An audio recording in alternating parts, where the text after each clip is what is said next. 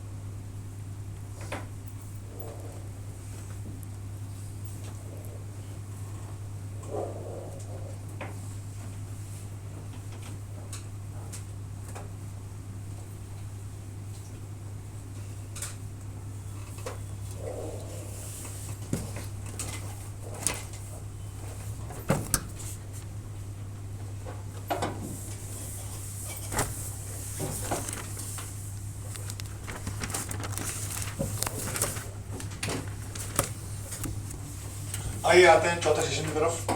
Fourth exception.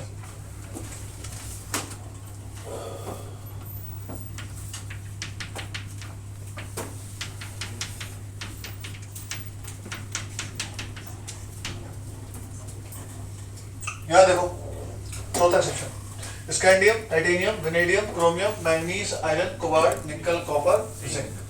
ये है हमारे पास. उम्मीद क्या है? जब हम लेफ्ट से राइट जाएंगे तो साइज क्या होगा? घटना चाहिए. साइज क्या होना चाहिए? घटना चाहिए. लेकिन यहाँ पर क्या होता है सुनना ध्यान से. जब मैं ग्राफ बनाता हूँ, यहाँ पर z है और यहाँ पर साइज है, तो ग्राफ घट रहा है, घट रहा है, घट रहा है, घट रहा है, फिर फ्लैट होता है और फिर थोड़ा सा क्या होता है? बढ़ जाता है. थोड़ा सा क्या होता है? बढ़ जाता है. ऐसा क्यों होता है बात करेंगे इसके ऊपर. मतलब यहाँ पर आपके पास आयरन, कोबाल्ट, निकल, कॉपर थोड़ा ऊपर और जिंक भी थोड़ा सा ऊपर, और यहाँ से क्या आपके पास? स्कैंडियम. तो स्कैंडियम से घटता है. आयरन, कोबाल्ट, निकल अप्रोक्सीमेटली क्या साइज होता है? सेम. और फिर कॉपर और जिंक में साइज कैसा क्या होता है? बढ़ जाता है. अब ऐसा क्यों होता है इसको महसूस करते हैं. तब आराम से सोचो, आराम से ठंडे दिमाग से. मेरे भाई अगर मैं इनका लिखूं तो इसमें 3D1 आता है, इसमें D2 आता है, इसमें D3, D5, D5, D6, D7, D8, D10, D10. जानते हैं आप लोग इलेक्ट्रॉनिक कन्फिगरेशन तो सबको आती होगी यार. स्कैंडियम में 3D1 4s2 3D1 है ना. अरे क्या लिख रहा हूँ पता है ना यार ये सब. इलेक्ट्रॉनिक कन्फिगरेशन आती है ना भाई. Chromium 4s1 3D5, manganese 4s2 3D5, copper 4s1 3D10 and zinc is 4s2 3D10. तो डी में कितने कितने इलेक्ट्रॉन आ रहे हैं दिख रहा है मुझे. अब कुछ बातों को सुनना. जब मैं लेफ्ट से राइट जा रहा हूँ तो दो तरह की फोर्सेस काम कर रही हैं. वो दो फोर्सेस कौन सी हैं? तो लेफ्ट से राइट जाने पर आप समझिए कि एक तो Z इफेक्टिव भी क्या हो रहा है? बढ़ रहा है. और सोचिए कि उस D के अंदर इलेक्ट्रॉन्स भी तो ऐड हो रहे हैं. एक D एक कमरा है. फील करना है इस चीज को कि मान लो एक कमरा है, ये 3D का कमरा. इस 3D के कमरे के अंदर अपन 10 इलेक्ट्रॉन डाल सकते हैं. कितने डाल सकते हैं इलेक्ट्रॉन? 10.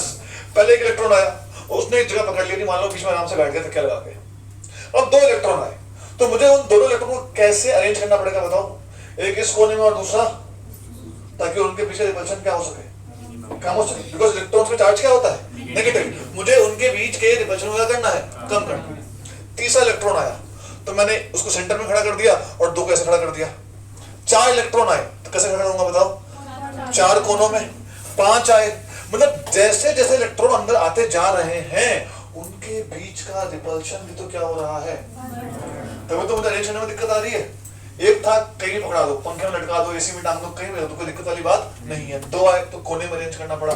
मतलब कि लेफ्ट से राइट मूव करने पर इलेक्ट्रॉनिक रिपल्शन, कौन सी रिपल्शन लिखते हैं इसको, इंटर इलेक्ट्रॉनिक रिपल्शन, ये भी क्या हो रही है, बढ़ रही है। इंटर इलेक्ट्रॉनिक रिपल्शन भी क्या हो रही है। अब खुद तुम बुद्धि लगाओ, तुम्हें जवाब मिल चुका है, सुनना ध्यान से।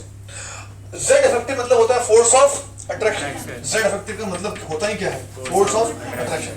तो अगर फोर्स ऑफ अट्रैक्शन डोमिनेट करेगा तो साइज क्या हो जाएगा, कम हो जाएगा। और अगर इंटर इलेक्ट्रॉनिक रिपल्शन, ये रिपल्सिव फोर्स है, अगर रिपल्सिव फोर्स डोमिनेट करेंगे तो साइज क्या हो जाएगा, बढ़ जाएगी। इतनी बात समझ में आती है। अब खुद देखो स्टार्टिंग में साइज घट रहा था, तो कौन सी फोर्स डोमिनेट कर रही होगी, जल्दी बता दो। मतलब क्या मैं बोल सकता हूं कि स्कैंडियम से लेके लगभग मैंगनीज तक Z इफेक्टिव ज्यादा डोमिनेट करती है as compare to inter electronic repulsion. क्या बात समझ में आती है? यस सर, है ना? Yes sir. फिर मेरे भाई तीनों का साइज लगभग क्या है, सेम है। इसका क्या मतलब बताओ कि दोनों फोर्सेस लगभग क्या हो जाएंगी, बैलेंस हो जाएंगी, बराबर हो जाएंगी। मतलब कि आयरन से लेके निकल तक लगभग Z effective is approximately equal to inter electronic repulsion. बात बराबर है। और मेरे प्यारे बच्चों कॉपर और जिंक के बारे में बुद्धि लगा लो, बता दो जल्दी, बताओ क्या होगा यहाँ पर। यहाँ पर कौन सी फोर्स डोमिनेट कर जाएगी, रिपल्सिव फोर्स डोमिनेट कर जाएगी, तो साइज क्या हो जाएगा, बढ़ जाएगा। मतलब इस वाले केस में अपन बोल सकते हैं कि Z इफेक्टिव बेचारा हार चुका है और जीता कौन, इंटर इलेक्ट्रॉनिक रिपल्शन। और ये बात आपको महसूस भी होनी चाहिए कि D8 के बाद अचानक से कितने इलेक्ट्रॉन बढ़ गए, 2 इलेक्ट्रॉन बढ़ गए, D10 आ गया। तो अब 3D का साइज सबसे छोटा D होता है, पता है ना आपको, ये पता ही नहीं पता। 3D से छोटा होता है 4D, उससे बड़ा होगा 5D। शेप सेम रहता है, बस साइज बढ़ते जाता है, पता है ना आपको। 1s का साइज सबसे छोटा स्फीयर, 2s उससे बड़ा स्फीयर, 3s उससे और बड़ा स्फीयर। तो D पहली बार कब आता है, 3D में ही आता है। तो 3D सबसे छोटा वाला D है, उसमें 10 इलेक्ट्रॉन ऐड होंगे तो उनके बीच में रिपल्शन क्या हो जाती है, बढ़ जाती है। धीरे-धीरे इलेक्ट्रॉन्स की रिपल्शन बढ़ रही है, बढ़ रही है, बढ़ रही है, बढ़ रही है। क्या बात क्लियर हुई? तो भैया 3D सीरीज में, कौन सी सीरीज में, 3D ट्रांजिशन सीरीज में स्टार्टिंग में साइज घटता है, फिर लगभग बराबर रहता है और फिर आखिरी में थोड़ा सा क्या होता है, बढ़ जाता है। नोट करिए इसको। This is regarding 3D transition series.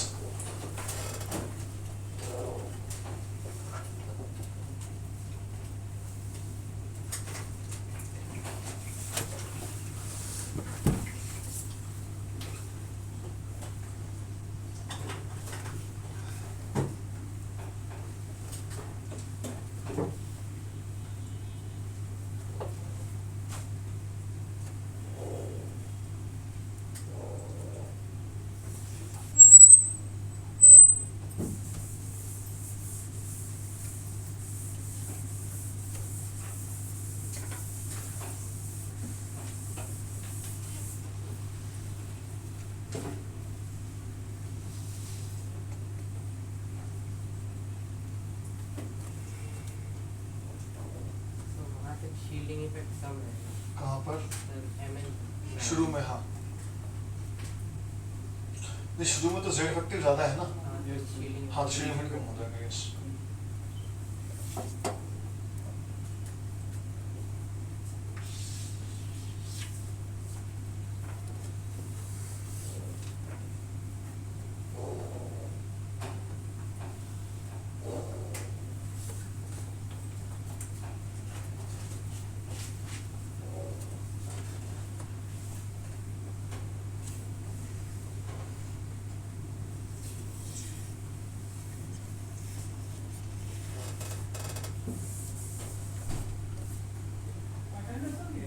Attendance हो गया, अभी नहीं हुआ, हो गया, सबका हो गया।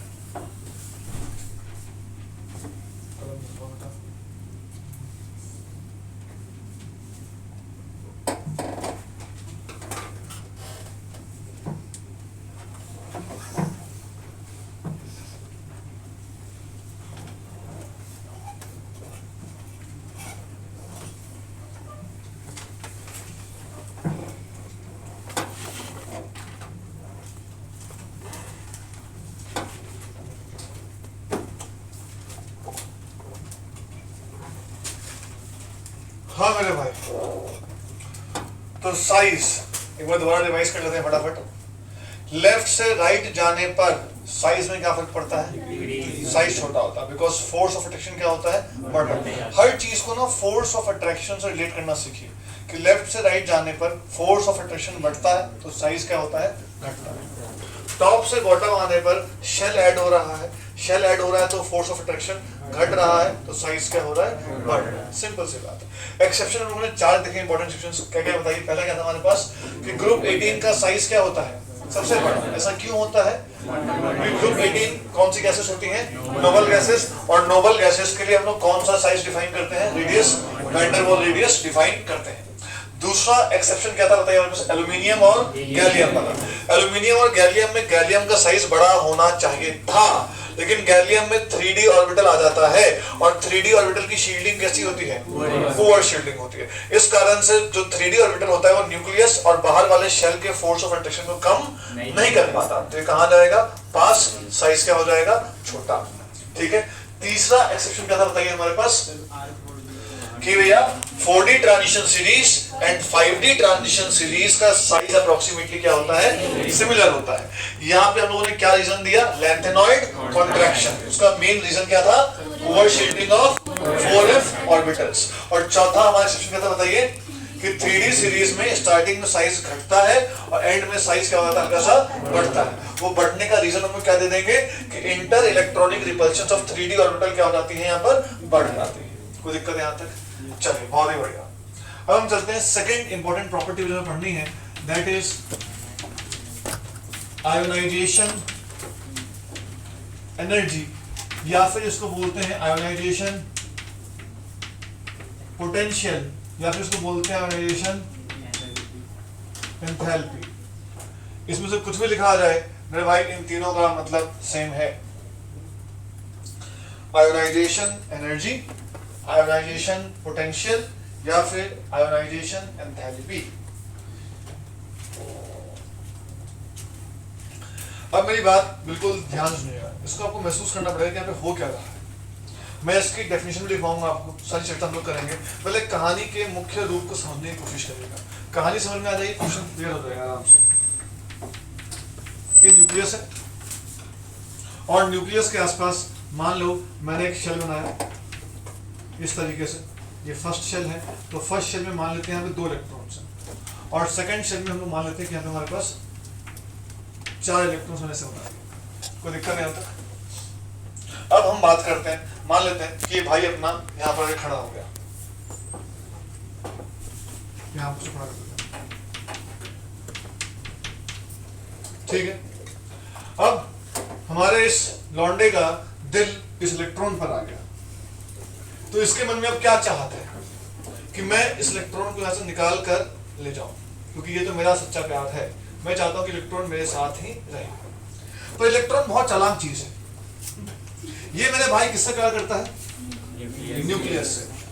और ऑब्वियसली बात है कि इसको अब कुछ ऐसा करना पड़ेगा कि ये न्यूक्लियस का साथ छोड़कर किसके साथ ले जाए? आप लोगों को एक्सपीरियंस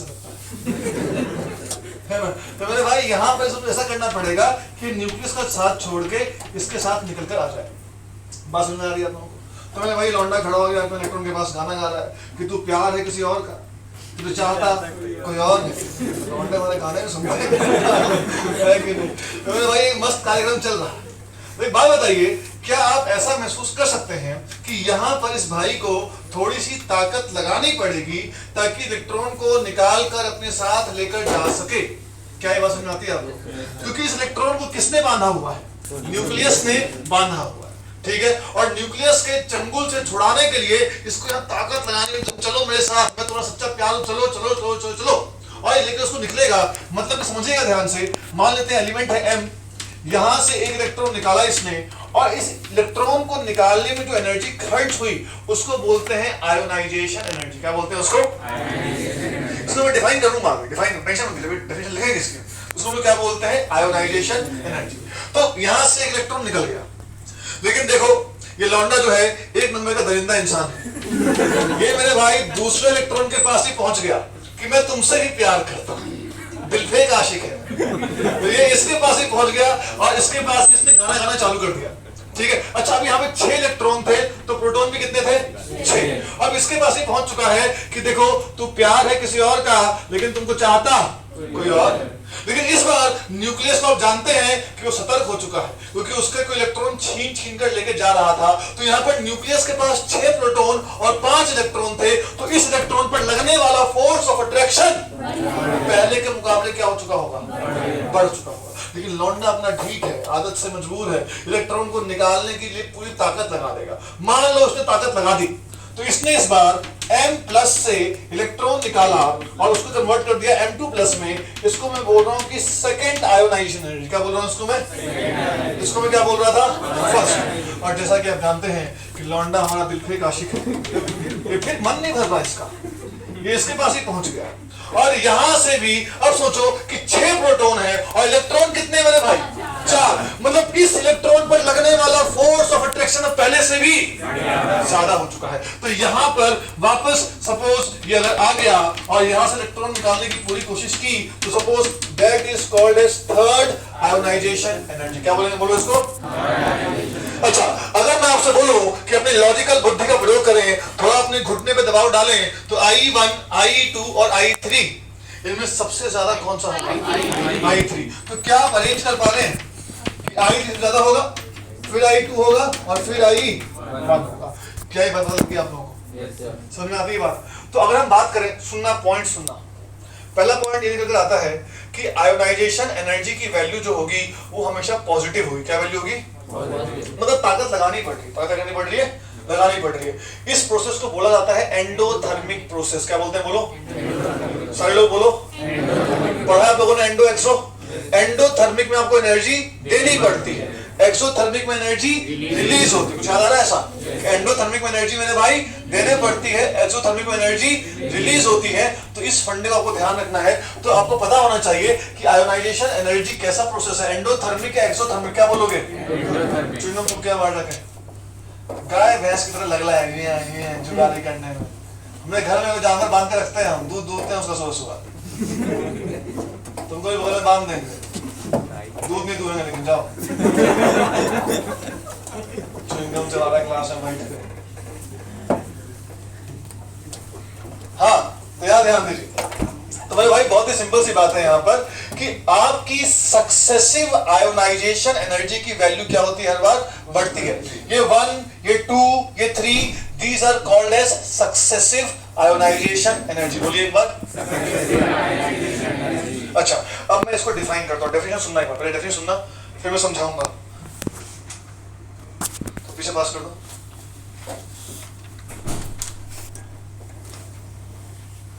हाँ, कि what is the meaning of successive ionization energy? क्या मतलब होता है? 120 का what is the meaning of ionization? Definition क्या है इसकी? It is the amount of energy required, तो ये में ताकत लगानी पड़ रही है। It is the amount of energy required to remove the electron, और इलेक्ट्रॉन रिमूव कहां से करना है? आउटर मोस्ट शेल से। ऐसा तो नहीं कि अंदर हाथ डाल के अंदर से निकाल देंगे, नहीं मैं बाहुबली हूं, मैं सीधे अंदर से निकाल दूं, ऐसा नहीं होगा भाई।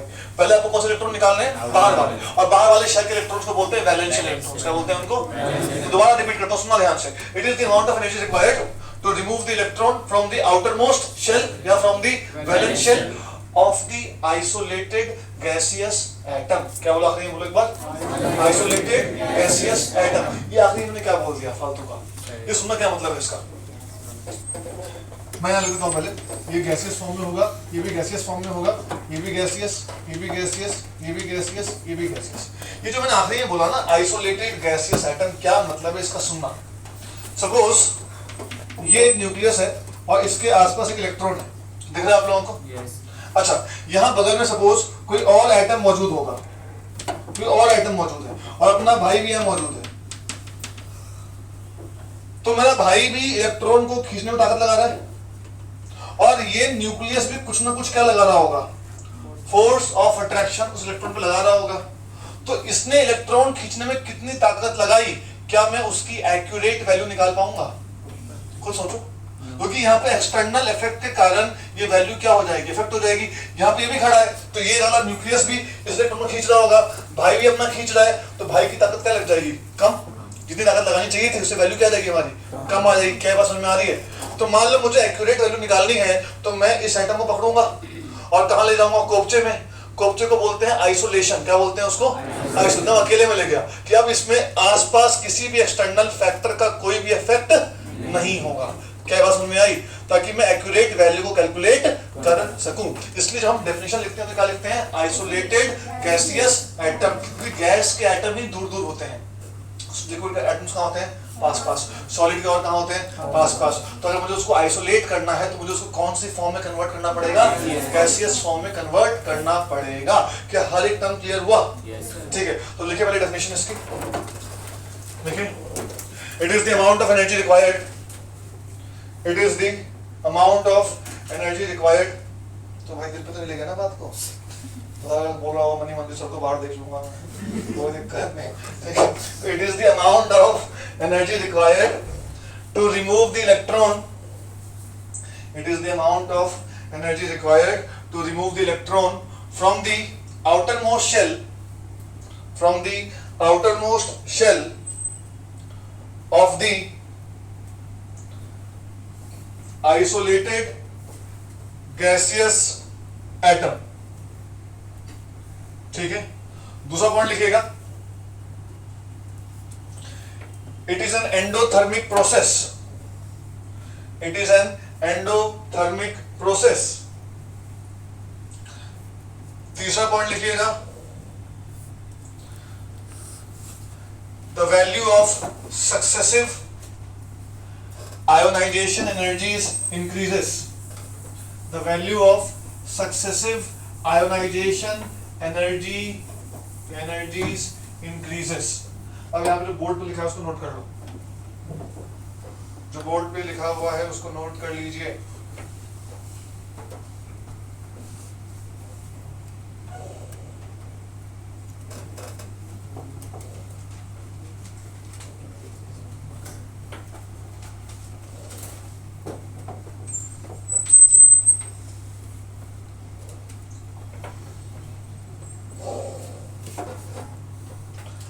भाई मेरे चार आंखों से तो इतना बड़ा पाप कर रहा है। मैं मैग्नीशियम नहीं लिख रहा हूँ, वो एम के बाद ब्रैकेट में जी लिखा हुआ है। तुम बताओ, मैग्नीशियम कर दिया। इतना भावना में मत बह यार, है कि नहीं? बता, इतना घोर पाप करेगा तो कैसे काम चलेगा? मैग्नीशियम नहीं है भाई, एम ब्रैकेट में क्या लिखा हुआ है? जी। जी मतलब क्या है यहाँ पर? गैस।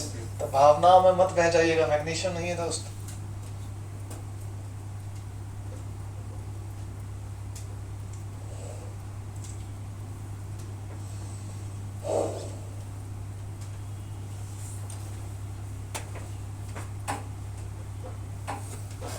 अच्छा, इसके नोट कर लिया लोगों ने?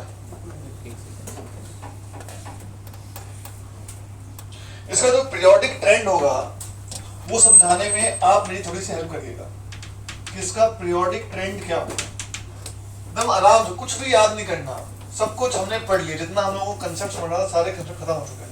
अब सिर्फ हमें चीजों को बस रिलेट करना है। तो थोड़ा सा आप मुझे सिखाइएगा, जब हम लोग लेफ्ट से राइट जाते हैं तो मुझे बताओ कि Z इफेक्टिव पे क्या फर्क पड़ता है? सारे लोग बोलो Z इफेक्टिव क्या होता है? और Z इफेक्टिव बढ़ता है मतलब कि फोर्स ऑफ अट्रैक्शन में क्या होगा? फोर्स ऑफ अट्रैक्शन बढ़ रहा है मतलब न्यूक्लियस ने बाहर वाले इलेक्ट्रॉन को कस के, जकड़ के, पकड़ के रखा हुआ है। तो जब मेरा भाई वहां पे इलेक्ट्रॉन निकालने आएगा तो उसको इलेक्ट्रॉन निकालने में ताकत लगानी पड़ेगी, उसकी वैल्यू भी क्या हो जाएगी? ज्यादा। इसका मतलब कि मेरे भाई आयोनाइजेशन एनर्जी क्या होगी? क्या ये बात लगी? रटना नहीं है, सिंपल सा कंसेप्ट है यार। हमने देख भी लिया कि लेफ्ट से राइट मूव करते हैं तो Z इफेक्टिव क्या होता है? बढ़ता है। Z इफेक्टिव बढ़ता है मतलब फोर्स ऑफ अट्रैक्शन में क्या होता है? बढ़ता है। मतलब इलेक्ट्रॉन को किसने कसके पकड़ लिया? न्यूक्लियस ने कसके पकड़ लिया। हमें छुड़ा के लेके जाना है तो हमें ताकत भी ज्यादा लगानी पड़ेगी, है ना? अच्छा, अब मुझे टॉप से बॉटम का बता दो। टॉप से बॉटम मुझे बताओ कि Z इफेक्टिव पे क्या फर्क पड़ता है? घटता है। फोर्स ऑफ अट्रैक्शन घटता है। मतलब भैया लंबा दूरी में पहुंच गया। हम जानते हैं कि टॉप से बॉटम मूव करने पर साइज में क्या हो रहा है? बढ़ रहा है। साइज बढ़ रहा है। न्यूक्लियस यहाँ पर इलेक्ट्रॉन, यहाँ पर लॉन्ग डिस्टेंस रिलेशनशिप। कोई भी आएगा इसको निकाल कर आराम से। क्या बात समझ में आई? क्योंकि इनके बीच का फोर्स ऑफ अट्रैक्शन क्या होगा? बहुत कम। कुछ लोगों का दर्द बाहर आ गया लगता है कि नहीं मेरा भाई? तो यहाँ पर आयोनाइजेशन एनर्जी क्या हो जाएगी इसकी? कम हो जाएगा। क्या पॉइंट क्लियर है? नोट करिए इसको।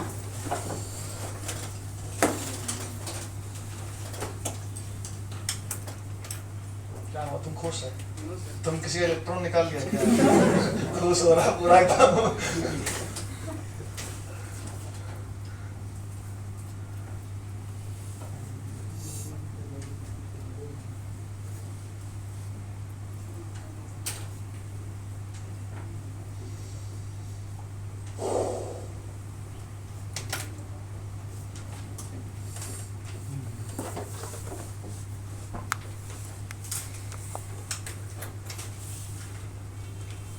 कंसेप्ट समझ में आ रहा है आप लोगों को? ठीक है, चीजों को रिलेट करना है, रटना कुछ नहीं है। चीजों को आप रिलेट करना जानते हैं, बहुत आराम से काम हो जाएगा आप लोगों का। ठीक है, चलिए अब हम बात करते हैं, ऑब्वियस सी बात है, किसका समय आ चुका है अब? एक्सेप्शंस का। एक चीज समझना ध्यान से, बिल्कुल ध्यान से बात को सुनना। मान लो अगर कोई चीज बहुत ज्यादा स्टेबल है, क्या बोला मैंने? अगर कोई चीज बहुत ज्यादा स्टेबल है तो उसको छेड़ना आसान नहीं होगा, क्योंकि वो अपने जीवन में पहले से क्या है, खुश है। जैसे मान लो ये लौंडा, ये अपने जीवन में एकदम बढ़िया खुश है, इसको किसी से कोई मतलब नहीं है, ये राम तपस्या में लगा हुआ है, तो ऑब्वियस सी बात है एकदम लीन, एकदम स्टेबल, इसको दुनिया से कोई फर्क नहीं पड़ता। बगल वाला मर रहा है, ये नहीं खा रहा है, सो रहा है, इसको कोई फर्क, इसको किसी चीज से कुछ भी नहीं, कोई फर्क नहीं पड़ता इसको। मतलब कि इसकी स्टेबिलिटी क्या है, काफी ज्यादा है। तो अगर इसकी स्टेबिलिटी बहुत ज्यादा है, ऐसे आदमी को छेड़ना या इसको कुछ करवाना बहुत ही क्या होने वाला है, मुश्किल होने वाला है। क्या इस बात को समझते हैं आप लोग? मतलब जिसकी स्टेबिलिटी काफी ज्यादा होगी उसको हम आसानी से डिस्टर्ब नहीं कर सकते हैं। इतनी सी बात बोलना चाहता हूं कि जिसकी स्टेबिलिटी काफी ज्यादा होगी उसको हम आसानी से डिस्टर्ब नहीं कर सकते हैं। अब सुनना ध्यान से, क्या मतलब है इसका? सपोज अगर बात करूं कि लिथियम, ध्यान दीजिएगा, एस छोड़िए, इससे आगे बढ़ते हैं, कार्बन पे आते हैं, ऑक्सीजन पे आते हैं, कार्बन, नाइट्रोजन, ऑक्सीजन, फ्लोरीन और क्या आता है हमारे पास, नियॉन। तो लेफ्ट से राइट जाने पर साइज क्या हो रहा था, साइज छोटा होता है। तो यहाँ पे एक काम करते हैं, इसको हटा देते हैं। तो ऑक्सीजन से जब फ्लोरीन पे गए तो ज्यादा किसकी होगी, फ्लोरीन की। और जब फ्लोरीन से नियॉन पर जाएंगे तो अचानक से वैल्यू बहुत ज्यादा बढ़ जाती है, वैल्यू अचानक से क्या हो जाती है, बहुत ज्यादा बढ़ जाती है। यहाँ पे आपको साइज से नहीं सोचना है कि सर नियॉन का साइज तो बड़ा नहीं, आपको सोचना है कि नियॉन एक इनर्ट गैस है। कैसी गैस है, इनर्ट गैस। और इनर्ट गैस मतलब क्या होता है, बहुत स्टेबल है। उसका ऑक्टेट कंप्लीट आप लोगों ने पढ़ा होगा, एक रूल होता है ऑक्टेट रूल, क्या बोलते हैं इसको? तो भैया नोबल गैस का ऑक्टेट क्या होता है, कंप्लीट होता है। नोबल गैस ऑक्टेट क्या होता है, हम केमिकल बॉन्डिंग जब पढ़ेंगे तो बहुत डिटेल में इसके बारे में चर्चा करेंगे कि नोबल गैसेस का ऑक्टेट कंप्लीट है, उसकी स्टेबिलिटी क्या है, काफी ज्यादा है। अगर वो काफी ज्यादा स्टेबल है तो वो अपने अंदर से इलेक्ट्रॉन निकालने नहीं देगा। मतलब उससे इलेक्ट्रॉन निकालने में हमें ताकत क्या लगानी पड़ेगी, बहुत बहुत बहुत बहुत बहुत बहुत ज्यादा। तो भैया ऑक्सीजन से फ्लोरीन वैल्यू बढ़ रही है, लेकिन फ्लोरीन से नियॉन जाने पर वैल्यू क्या हो रही है, बहुत तेजी से बढ़ रही है, बहुत तेजी से बढ़ जा रही है। क्या बात समझ में आ रही है? इसका सवाल जेईई एडवांस ने कैसे पूछा वो देखो। तो पहले स्टेटमेंट लिख लोगे खुद से। स्टेटमेंट क्या बोलूंगा मैं कि in the given period group 18 elements has the highest enthalpy. और हम क्या बोलेंगे कि 17 से 18 जाने पर वैल्यू अचानक से क्या हो जाती है, बहुत ज्यादा बढ़ जाती है। अब सुना सवाल जेईई में क्या आया था, यहाँ देखो सवाल देखो, सवाल देखो, सवाल देखो, यहाँ सवाल क्या, सवाल देखो, ध्यान दो सवाल पे, सवाल पे सब ध्यान देंगे। देखो सवाल क्या था, सवाल बहुत ही सुंदर सा था। उसने बोला अपने को कि हमारे पास कोई एलिमेंट है M, कोई एलिमेंट क्या है M, और इसकी हमें आयोनाइजेशन एनर्जी दे रखी है। क्या दे रखी है इसकी हमें, सुना ध्यान से। उसने मुझे बोला कि मान लो इसकी I1 जो है 510 है, 510 किलोजूल पर मोल, ठीक है। इसका I2 जो हमें दे रखा है वो दे रखा है 820 किलोजूल पर मोल। इसका I3 में दे रखा है 1400 किलोजूल पर मोल। इसका I4 हमें दे रखा है 12873 किलोजूल पर मोल। और सवाल यह आया कि M जो है वो अपने अपनी कॉपी में करना, M का ग्रुप कौन सा होगा, ठीक है, ये सवाल है। आपके ऑप्शंस लिख रहा हूं मैं। M जो है वो किस, अपनी कॉपी में करना, हम वोटिंग कराते हैं, कुछ लोग हंसते हुए दिखते हैं, लेकिन चलिए तो इसका आंसर क्या होने वाला है, ग्रुप 13। क्या आंसर होगा इसका, ग्रुप 13। क्यों ऐसा होगा बताइए? क्योंकि तीसरे के बाद चौथे में आने पे वैल्यू क्या हो रही है अचानक से बहुत ज्यादा बढ़ रही है। यहाँ देखो 500, 800, 1400, यहाँ वैल्यू कितनी हो गई 12,000। मतलब 3 इलेक्ट्रॉन निकालने के बाद जब हम चौथा इलेक्ट्रॉन निकालेंगे तो उसको निकालने के लिए वैल्यू अचानक से क्या हो जा रही है बहुत ज्यादा बढ़ जा रही है। ये तभी पॉसिबल है जब 3 इलेक्ट्रॉन निकालने के बाद उसने क्या अचीव कर लिया होगा स्टेबिलिटी। कौन सी कॉन्फ़िगरेशन नोबल गैस कॉन्फ़िगरेशन जब उसने अचीव कर ली होगी तभी ये चीज पॉसिबल है। क्या बात समझ में आती है? तो इसका क्या मतलब होगा कि हमारा जो एलिमेंट है वो कौन से ग्रुप से बिलोंग करेगा 13, क्योंकि 13 में कितने वैलेंस इलेक्ट्रॉन्स होते हैं 3 निकाल दोगे क्या अचीव कर लेगा नोबल गैस। और अब चौथे इलेक्ट्रॉन को निकालने में क्या हो जाएगा हालत खराब हो जाएगी। दिख रहा है ऐसा कि 3 निकालने आसान है और चौथे को निकालने में क्या हो गया हालत खराब हो गई है ना। इसका मतलब 3 इलेक्ट्रॉन निकालने के बाद उसने क्या अचीव कर लिया होगा दोस्तों नोबल गैस कॉन्फ़िगरेशन अचीव कर ली होगी। तो इसको लिखो एक्सेप्शन पहले लिखो क्या एक्सेप्शन आता है हमारे पास कि the value of ionization energy increases manifold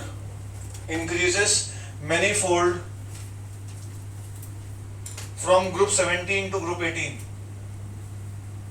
increases manifold from group 17 to group 18। क्या मतलब है इसका कि जब हम ग्रुप 17 से 18 की तरफ जाते हैं तो आयोनाइजेशन एनर्जी की वैल्यू अचानक से क्या हो जाती है बहुत ज्यादा बढ़ जाती है। और क्वेश्चन लिख लीजिए वाला फिर उसके बाद कि आप आइडेंटिफाई ये करिए कि हमारा मेटल जो है एलिमेंट जो है वो कौन से ग्रुप का होगा। इसका रीजन हम लोग क्या देंगे क्या रीजन होगा इसका stability of the noble gases. क्योंकि नोबल गैस का ऑक्टेट कंप्लीट होता है इसलिए वो क्या होते हैं सबसे ज्यादा स्टेबल होते हैं। तो अगर मैं आपसे पूछूं कि हमारे पीरियोडिक टेबल में आयोनाइजेशन एनर्जी मैक्सिमम किसकी होगी नियॉन से ऊपर हीलियम होता है। तो ये सारे नोबल गैस है और सबसे छोटा नोबल गैस कौन सा है हीलियम। तो हीलियम की आयोनाइजेशन एनर्जी हमारे पूरे पीरियोडिक टेबल में क्या होती है मैक्सिमम। तो लिखिए इसको अपनी कॉपी में कि IE of helium is maximum. IE of helium is maximum। ठीक है कि हीलियम का IE आयोनाइजेशन एनर्जी हमारे पूरे के पूरे पीरियोडिक टेबल में क्या होगा मैक्सिमम होगा। बात बराबर है बढ़िया यहाँ तक कहीं कोई समस्या बोले नहीं दोस्तों कोई दिक्कत यहाँ तक चलिए अच्छी बात है।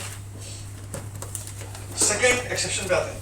मैंने आपको बार बार बोला है कि एक्सेप्शन का मेनली रीजन क्या होने वाला है यहाँ पर इलेक्ट्रॉनिक कन्फिगरेशन। जब भी आपके सामने कोई एक्सेप्शन आए तो आप उसका क्या लिख के देख लेंगे इलेक्ट्रॉनिक कन्फिगरेशन लिख के देख लेंगे और कुछ नहीं करना कोई टेंशन नहीं लेनी। मान लो यहाँ लिख रहा हूँ मैं लिख रहा हूँ नाइट्रोजन और ऑक्सीजन। मैं चाहता हूँ कि नाइट्रोजन और ऑक्सीजन को भी आप लोग कंपेयर करें। नाइट्रोजन और ऑक्सीजन को आप लोग कंपेयर करें तो ज्यादा होनी किसकी चाहिए थी ऑक्सीजन की, क्योंकि लेफ्ट से राइट मूव करने पर आयोनाइजेशन एनर्जी क्या होती है इंक्रीज करती है। लेकिन हकीकत जानते हैं क्या है क्यों ऐसा है। इलेक्ट्रॉनिक कन्फिगरेशन लिखिए आपको जवाब मिलेगा क्योंकि नाइट्रोजन की इलेक्ट्रॉनिक कन्फिगरेशन क्या होती है 2s2 2p3। ऑक्सीजन की क्या होती है बताइए 2s2 2p4। तो क्या आपको दिख रहा है कि नाइट्रोजन कैसा है हाफ फिल्ड। और आपने एक लाइन रटी होगी half filled and fully filled orbitals are more stable. नहीं रेडी तो बोलो एक बार फटाफट half filled and fully filled orbitals are. दोबारा बोलो एक बार half filled and fully filled orbitals are more stable. तो सिंपल सी बात है मेरे भाई कि यहाँ नाइट्रोजन हाफ फिल्ड है ऑक्सीजन ना ही हाफ फिल्ड है ना ही half filled. Fully filled check कैसे करते हैं पता है भाई पी में 6 इलेक्ट्रॉन जाते हैं तो अगर 6 जाएंगे तो फुली फिल्ड 3 जाएंगे तो यहाँ कितने हैं 3 तो क्या हो जाएगा ये हाफ फिल्ड। यहाँ कितने हैं 4 ना ही ये फुली फिल्ड है ना ही ये हाफ फिल्ड है। तो इसकी स्टेबिलिटी क्या है ज्यादा। स्टेबिलिटी ज्यादा हुई इसको छेड़ने में ताकत भी। सेम रीजन हमारे पास किसके लिए आता है phosphorus and sulphur. Same logic. तो फास्फोरस एंड सल्फर के लिए भी आप लोग सेम लॉजिक से अपना आंसर दे सकते हैं कि फास्फोरस और सल्फर में फास्फोरस का ज्यादा होता है और सल्फर में क्या होता है कम होता है। क्या बात क्लियर है अच्छा यहां देखिए, lithium, sodium, potassium, rubidium, caesium, francium, याद आया आप लोगों को? Yes sir. है कि नहीं? तो अगर मैं मान लो सीशियम और फ्रेंशियम को कंपेयर करता हूं, सीशियम और फ्रेंशियम को, तो सीशियम और फ्रेंशियम में फ्रेंशियम नीचे आता है, टॉप से बॉटम मूव करने पर आयोनाइजेशन एनर्जी क्या होती है? डिक्रीज करती है। घटती है। लेकिन यहां पर ज्यादा किसकी हो जाएगी? फ्रेंशियम की। यहां पे घटती नहीं, यहां पे क्या हो रही है? बढ़ रही है। ऐसा क्यों हुआ होगा सोचो एक बार। हाँ, फ्रेंशियम में क्या रहेगा? फ्रेंशियम का नंबर कितना होता है? डाउन नंबर सोचो, 86 पे खत्म होता है, 86 के बाद 87, तो इसका नंबर कितना है? 87। 87, इसकी स्टार्टिंग में क्या आएगा? 7s1। खुद सोचो ना यार, lithium 2s1, sodium 3s1, 4s1, 5s1, 6s1, 7s1। इस 7s1 से पहले तुम क्या क्या भर चुके होगे? 6s2 भरा हुआ होगा, 4f14 भरा हुआ होगा, 5d10 भरा हुआ होगा, इसके बाद क्या आएगा? 6p6 आएगा, उसके बाद क्या आएगा? तो मेरे भाई क्या तुम्हें ये 4f दिखा कि 4f की शील्डिंग कैसी होगी? मैं फोटो में देता हूं, देखो ये रहा न्यूक्लियस, ये रहा कौन सा ऑर्बिटल? 4f, ये रहा कौन सा ऑर्बिटल? 5d, 6th शेल, और ये कौन सा शेल रहेगा? 7th shell. तो 4f में जब 14 इलेक्ट्रॉन गए तो यहाँ कितने प्रोटॉन्स भी ऐड हुए होंगे? जब 5d में आपके पास यहाँ पर 10 इलेक्ट्रॉन आए होंगे तो कितने प्रोटॉन ऐड हुए होंगे? मुझे बता दो, ये 4f की दीवार, ये 5d की दीवार कैसी दीवार है? दम घटिया। ये न्यूक्लियस और बाहर वाले इलेक्ट्रॉन के प्यार को रोक नहीं पाती। तो मेरे भाई बेइंतहा मोहब्बत करेगा ऐसे, और इस कारण से जो 7s में एक इलेक्ट्रॉन होगा उस पर लगने वाला फोर्स ऑफ अट्रैक्शन क्या हो जाएगा? ज्यादा। तो हमारा दरिंदा लौंडा अगर यहाँ पहुंच जाएगा इलेक्ट्रॉन निकालने के लिए तो उसको ताकत भी क्या लगानी पड़ेगी? ज्यादा। इसीलिए फ्रेंशियम की आयोनाइजेशन एनर्जी ज्यादा होती है एज कंपेयर टू सीशियम। क्या लॉजिक देंगे अपन? Due to poor shielding of 4f and 5d orbitals. क्या फंडा क्लियर हुआ? नोट करिए इसको।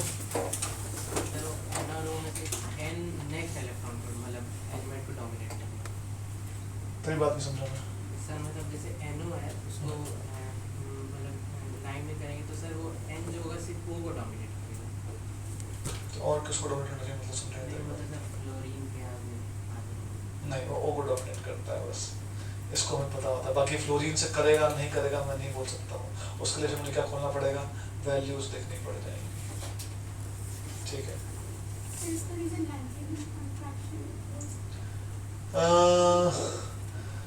यहाँ बोलना वैसे ठीक नहीं रहेगा, ठीक है, क्योंकि उसकी कहानी हम लोग उस साइज को इफेक्ट करेगा और उसके हम लोग 5D में उसको बोलते हैं। ठीक है, यहाँ पे ज्यादा अच्छा रहेगा कि Z इफेक्टिव होगा। Z इफेक्टिव क्या हो जाएगा? बढ़ जाएगा due to poor shielding of 4f and 5D।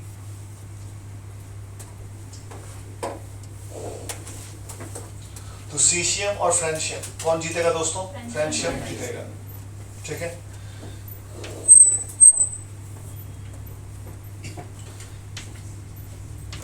Beryllium and boron. तो बेरिलियम और बोरोन ज्यादा किसकी होनी चाहिए थी? बोरोन की। लेकिन एक काम करो, इलेक्ट्रॉनिक कॉन्फ़िगरेशन लिखो, तुम्हें दिखाई देगा कि यहाँ पर आएगा 2s2 और यहाँ क्या आएगा बताओ? 2s2 2p1। तो यहाँ इलेक्ट्रॉन तुम हटाओगे s से, और यहाँ पे s क्या है? Fully filled. दिखाई दे रहा है s क्या है? Fully filled. उसकी स्टेबिलिटी क्या होगी? ज्यादा। यहाँ तुम इलेक्ट्रॉन किससे हटाओगे? 2p से। ना ही वो फुली फिल्ड है ना ही वो हाफ फील्ड है, तो इन दोनों में से किसमें से इलेक्ट्रॉन निकालने में ताकत ज्यादा लगने वाली है? बेरिलियम। कौन जीतेगा? बेरिलियम। ठीक है, और बेरिलियम के नीचे क्या आता है हमारे पास? मैग्नीशियम। यहाँ क्या आता है? एल्यूमिनियम। कौन जीतेगा इसमें भी? Same reason. ये 3s2, ये 3s2 3p1, सेम रीजन। ठीक है सर, उससे नीचे नहीं जाएगा। नहीं, मैं वही बोल रहा हूँ ना कि जहां जहां दिक्कत आ रही है हम उन पॉइंट्स को आइडेंटिफाई करते जा रहे हैं। जहां दिक्कत नहीं है वहां पे हमारा जनरल ट्रेंड जिंदाबाद है। ठीक है,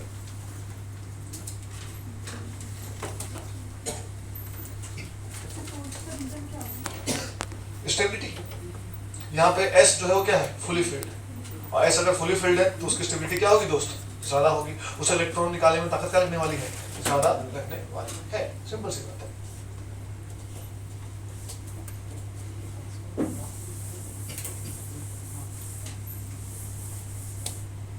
अच्छा एक बात बताओ, एल्यूमिनियम और गैलियम इनका साइज अप्रोक्सीमेटली क्या है?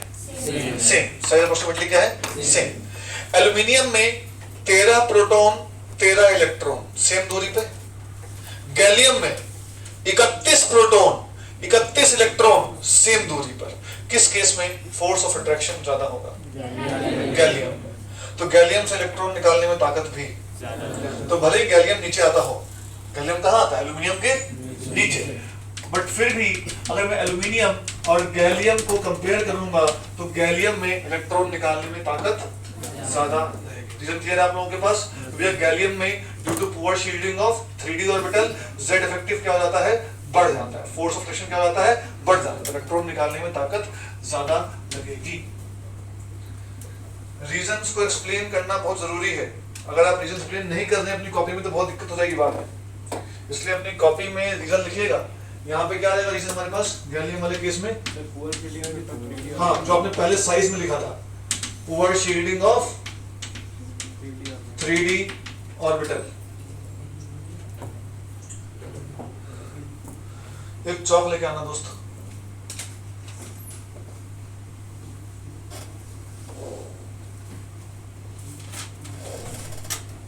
मैग्नीशियम और अमोनियम में सब फुली फील्ड मोर स्टेबल है, वो भी है।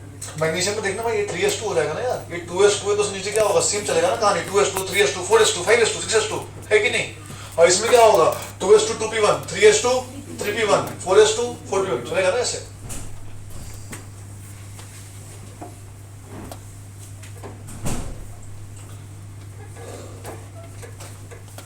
अच्छा, तो क्या यहां तक आपको ये पांचों बातें क्लियर हो गई दोस्तों?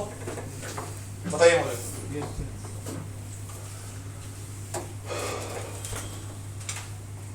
तो ये हमारा आयोनाइजेशन एनर्जी भी खत्म। अब चलते हैं तीसरे पे। देखिए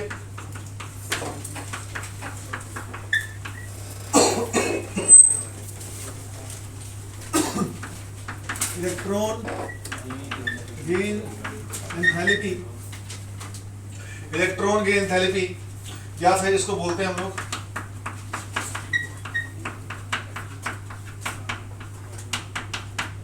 electron affinity. Electron gain enthalpy या फिर इलेक्ट्रॉन एफिनिटी। थैलियम का तो ज्यादा होता है क्या बोल रहे हैं दोस्त? सर, आयनाइजेशन में थैलियम का गैलियम से थैलियम का, थैलियम कहाँ कंपेयर कर रहा हूँ मैं? मतलब ये बात नहीं समझ पा रहा हूँ। थैलियम का आयनाइजेशन एनर्जी गैलियम से ज्यादा होता मतलब मैं किसको कंपेयर कर रहा हूँ? है। एल्युमिनियम और गैलियम, लेकिन उसको अरेंज करेंगे इक्वेशन में। दोस्त अब मुझे कुछ बोलना पड़ेगा।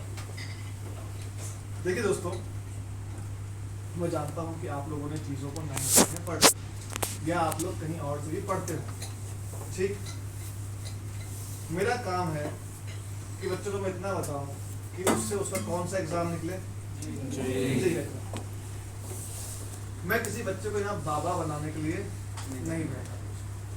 अगर आपको बाबा बनना है, आपको डिसीजन करनी है, आप मेरे साथ आइए, हम लोग बातचीत करते हैं, हम लोग सारे ट्रेंड निकालेंगे।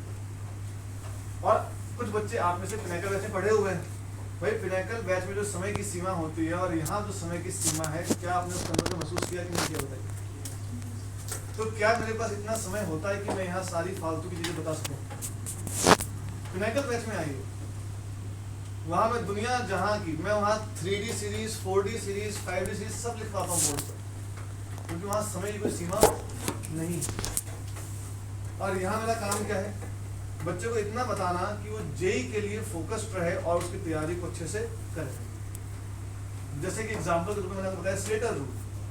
स्लेटर रूल जो होता है उसकी कैलकुलेशन मैंने पढ़ाई, लेकिन आपको नहीं पढ़ाई क्योंकि हमारे पास समय नहीं है। और जेई के पिछले 45 साल के कोर्स सिलेबस में, 43 इयर्स में जेई में हमारे सिलेबस में है ही नहीं। तो हम यहाँ पर नई नई चीजों को पढ़ के वाव वाव वाव करना जरूरी है कि हमारे लिए वो पढ़ना जरूरी है जिससे हमारे सवाल बने। दोनों में अंतर है। फॉर एग्जाम्पल, जब आप लोगों ने अगर 9th में आप लोगों ने 50 से पढ़ा है तो इलेक्ट्रोनेगेटिविटी में आपको पढ़ाया होगा Mulliken scale, Pauling scale, Allred Rochow scale, 3 scale होते हैं। लेकिन एक ही स्केल काम का है जो है पॉलिंग स्केल। बाकी स्किल की जरूरत ही नहीं है, तो हो सकता है कि मैं उन स्किल्स का डिस्कस भी ना करूं क्योंकि मुझे जरूरत नहीं है। तो दोस्त एक बात को समझ, अगर कंपैरिजन मोड में जाएगा तो फिर तेरे को हमेशा लगेगा कि कुछ न कुछ बाकी है। और अगर तू अपने, मुझे उन बच्चों को पढ़ाने में मजा आता है जिन बच्चों का दिमाग एकदम खाली स्लेट की तरह है, इस पे जो कचरा मैं डालूंगा वही कचरा जाएगा। अगर तुम्हारे दिमाग में पहले का कचरा भरा हुआ है तो पहले उस कचरे को खाली करना पड़ेगा, फिर नया कचरा अपलोड करना पड़ेगा, है कि नहीं? तो खाली स्लेट को लिखना आसान होता है और इसलिए मिटा के लिखो तो पुराने दाग धब्बे भी क्या हो जाते हैं, बच जाते हैं। तो वही हाल होगा कि कुछ चीजें पुरानी बच जाएंगी, कुछ चीजें नई बच जाएंगी और फिर हलवा बच जाएगा। फिर केमिस्ट्री एक ऐसा सब्जेक्ट है, लेकिन सुनिए ध्यान से, मेरी बातों को महसूस करके क्या बोलना चाहता हूँ। केमिस्ट्री जो है ना, वो आप लोग रियल साइंस पढ़ रहे हैं। रियल साइंस में हमेशा नेचर जो होती है ना, उसमें कुछ ना कुछ फ्लॉ इंसान निकालता है। जो आप फिजिक्स पढ़ते हैं इस लेवल पर, 11th-12th लेवल पर, वो एक हाइपोथेटिकल फिजिक्स है। क्यों? आप एयर ड्रैग को कंसीडर नहीं करते, रस्सी आपकी मासलेस है, पुली आपका मासलेस है, समझ रहे हो, फ्रिक्शन आप मान ही नहीं रहे हो। तो अगर आप उन सब चीजों को अभी से कंसीडर करके कैलकुलेट करने बैठोगे तो आप बोलोगे कि सर केमिस्ट्री ज्यादा आसान है। एक फैक्ट बता रहा हूँ मैं आपको, सही बता रहा हूँ कि मतलब आप लोगों को फिजिक्स अच्छी इसलिए लगती है कि उसमें सारी कंडीशंस कैसी हैं, हाइपोथेटिकल, सारी आइडियल कंडीशन। लेकिन आप लोगों ने गैसेस के बारे में पढ़ा है कि आइडियल चीज एग्जिस्ट करती ही नहीं है, हकीकत क्या होती है, रियल, वास्तविक गैस। तो वैसे ही रियलिटी जो होती है ना, वो आइडियल कंडीशन से बहुत अलग होती है और तभी रियलिटी क्या है, कॉम्प्लेक्स है। वरना आइडियल कंडीशन क्या बोलेगा कि भैया हर इंसान अच्छा होता है, कोई धोखेबाज नहीं होता है। लेकिन रियलिटी क्या है, साला अलग अलग किस्म के इंसान होते हैं। कब इसके मन में चल रहा होगा कि चलो घोप दूं चाकू, इसके मन में चल रहा होगा कि मैं इसको चाकू घोप दूं, है कि नहीं? तो भैया reality is very different from the ideal condition. तो इसीलिए आप लोगों को फिजिक्स क्या लगती है, आसान लगती है। लेकिन केमिस्ट्री में समस्या ये है कि केमिस्ट्री में जो भी हम एलिमेंट्स पढ़ रहे हैं, जो भी चीजें पढ़ रही है, वो रियल फैक्ट्स को हम लोग एक्सप्लेन करने की कोशिश कर रहे हैं। तो यहाँ रियलिटी के हम लोग ज्यादा नजदीक है, मेरा कहने का ये तात्पर्य है। ऐसा नहीं कि फिजिक्स टीचर सामने खड़े हो जाओ, विवेक सर ने बोला था कि फिजिक्स बहुत आसान है, बहुत घटिया सब्जेक्ट है, असलियत तो केमिस्ट्री में है, सर आप भी कुछ जवाब दो और तुम दंगे करवा दो फिजिक्स में खड़े हो। ये नहीं बोल रहा हूँ मैं सिर्फ ये बोल रहा हूँ कि फिजिक्स में चीजें पढ़ते हैं that is very ideal scenario, but chemistry में जो चीजें पढ़ते हैं ये हम रियल पढ़ रहे हैं, सीसीएम का हकीकत में ऐसा होता है। तो हम जब यहाँ हकीकत में आते हैं तो रियलिटी हमेशा एक सिंपल पाथ फॉलो नहीं करती, समझिए चीजों। तो हमारे पीरियोडिक टेबल में दुनिया जहाँ के एक्सेप्शंस हैं, अगर मैं इलेक्ट्रॉनिक कॉन्फ़िगरेशन के एक्सेप्शंस की बात करूँ तो जहाँ तक मुझे ध्यान है टोटल 17 एलिमेंट्स एक्सेप्शन है। लेकिन हम लोग सिर्फ कितना पढ़ते हैं, कॉपर और क्रोमियम, क्योंकि हमारे काम में सिर्फ वही दो आने वाले, हमारे जेई के सिलेबस में वही दो हैं। अब इसका क्या मतलब है कि मैं यहाँ 17 एलिमेंट लिखूँ, प्लेटियम का लिखूँ, रोडियम का लिखूँ, उन सब का तुम्हें यहाँ लिख के सिखा रहा हूँ, प्लेटिनम का लिखूँ कि इन सब की इलेक्ट्रॉनिक कन्फ्यूजन ऐसे है, ऐसे है, ऐसे है। ना तुम पढ़ोगे, ना तुम याद करोगे, ऊपर से मेरे को गरियाओगे कि साला क्या फालतू पढ़ा रहा है, किस काम का है ये, सवाल तो इस पे आता नहीं है। तो मैं आपको बोल रहा हूँ कि आपके पास चीजों को नापने का सबसे ऑथेंटिक तरीका क्या है, प्रीवियस ईयर। इसको पढ़ने के बाद, मेरे पढ़ाने के बाद आप जाके प्रीवियस ईयर बनाइए। अगर सारे सवाल बन जा रहे हैं, ऐसा क्या मतलब है कि सारे इंपॉर्टेंट कंसेप्ट क्लास में कवर हो गए, और नहीं बन रहे तो लाठी डंडा लेके आइए कि सर यह देखिए नहीं बन रहा है कि सिंपल सी बात है मेरे भाई। तो मैंने आपको नापने का पैमाना बता रखा है। केमिस्ट्री में दूसरी समस्या ये है कि आपने देखा होगा कि हर टीचर ने, केमिस्ट्री ऐसा सब्जेक्ट है कि उस रियलिटी को एक्सप्लेन करने के लिए मुझे एक कहानी का इस्तेमाल करना पड़ रहा है, मुझे चीज़ों को इमेजिन करवाना पड़ रहा है। समझिए, तो हर टीचर की इमेजिनेशन अपने अपने हिसाब से होती है। आपने पहले किसी और टीचर से पढ़ा है, उसकी इमेजिनेशन उसके हिसाब से है, उसने अपने हिसाब से आपको समझाने की कोशिश की।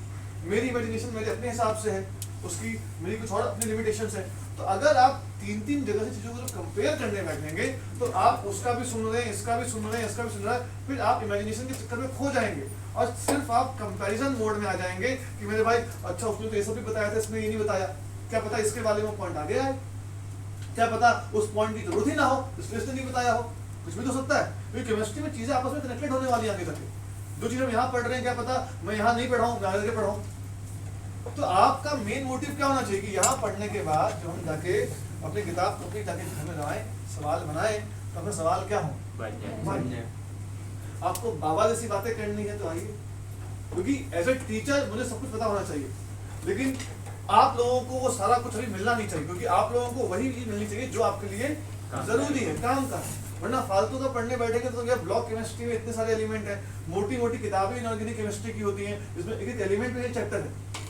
तो कोई टीचर मान लो एक एक एलिमेंट पे एक चैप्टर पढ़ के आ गया, पढ़ा रहे बच्चों को, और फिर तुम बोलो कि अरे हमारा तो बताया भी नहीं किया ऐसा। तो बात है कि वो कितने काम का है, क्या वो टीचर अपना मतलब दिखाने के चक्कर में चल रहा था, क्यों बताने के चक्कर में चल रहा था, ये चीजें मैटर करती हैं, समझिए इस बात को।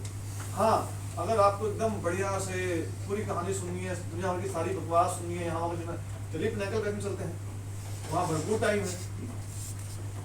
नॉर्मल कंडीशंस में पीरियोडिक टेबल पढ़ाने के लिए होते हैं 6 घंटे, वे 3 क्लास में आराम से 6 घंटे में पीरियोडिक टेबल खत्म हो जाएगा, और है भी इतना सही, मतलब 4 घंटे भी बहुत है, 6 घंटे दिए होते हैं फिर भी। तो पिनाकल में पीरियोडिक टेबल पढ़ाने के लिए है 14 घंटे।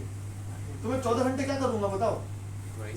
लेकिन बच्चों को बुलाऊंगा, निकालो स्लेटर का फॉर्मूला लगाते रहो, फिर इसको बुलाऊंगा, फिर इसको बुलाऊंगा, एक क्लास इसमें निकालूंगा स्लेटर निकालने में, एक क्लास निकालूंगा पूरा electronegativity polling pulling inter conversion करवाने में। लेकिन बात है कि वो अपने किसी काम का नहीं। समझिए इस बात को। तो जितना इम्पोर्टेंट है, जितना यहाँ जरूरी है, उसको मैं डिस्कस करते हुए चल रहे हैं दोस्तों, वरना लिमिटेशंस कभी खत्म नहीं होंगी। तो मेरा अनुरोध है इस बार, इसे प्यार से बोल रहा हूँ कि जब मैं पढ़ा रहा हूँ तो उसी कचरे पर ध्यान दो। दिक्कत है तो कहीं और जाके दूसरे बैच में नाम लिखा लो, या दिक्कत है तो तुम लोगों को तो टीचर चेंज करने का प्रोसीजर भी पता ही है कि नहीं? तो मैं तो बताऊँ, तुम लोग सब कुछ जानते ही हैं टीचर चेंज कैसे करवाना है, और तुम लोग तो इसमें महारत हासिल है, तो तुम्हारे ऊपर। मैं तो खुला बोल रहा हूँ, मुझे कोई दिक्कत नहीं। वैसे भी बैच का लोड बहुत बढ़ गया तो आराम करूँगा, कोई दिक्कत नहीं तुम्हारे। लेकिन मैं ये बोल रहा हूँ कि मेरे पढ़ाने के बाद आपसे प्रीवियस ईयर नहीं बन रहा है तो वही मेरे पास हम बात करेंगे, मुद्दा यही है मेरा। और मेरे बनाने का अगर प्रीवियस ईयर बन जा रहा है तो फिर आप 10 जगह से 10 अनसंट पढ़ के आइए, उससे मेरे को क्या फर्क पड़ता है? मेरी बात इतनी है, आप सोचिए। ठीक है, चलिए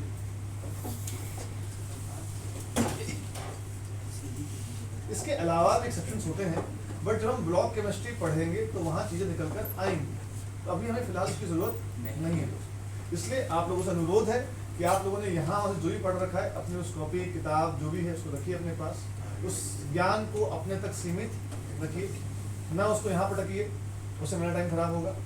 ठीक है, अगर आपको मुझ पर उंगली उठानी है तो मैं आपको पूरा मौका दूंगा। मेरे सिलेबस खत्म होने के बाद, चैप्टर खत्म होने के बाद आपके पास पूरा मौका है जाके जेई के सवालों को लगाने का, नीट के सवालों को लगाने का, और मेरे ऊपर उंगली उठाने का। सिंपल सी ओपन चैप्टर। ठीक है, सवाल नहीं बनेंगे मेरे डाल देना, डंडा लेके खड़ा हो जाना, पीछे टायर में आग लगा देना, मेरा पुतला जला देना, हाँ हो जाएगा।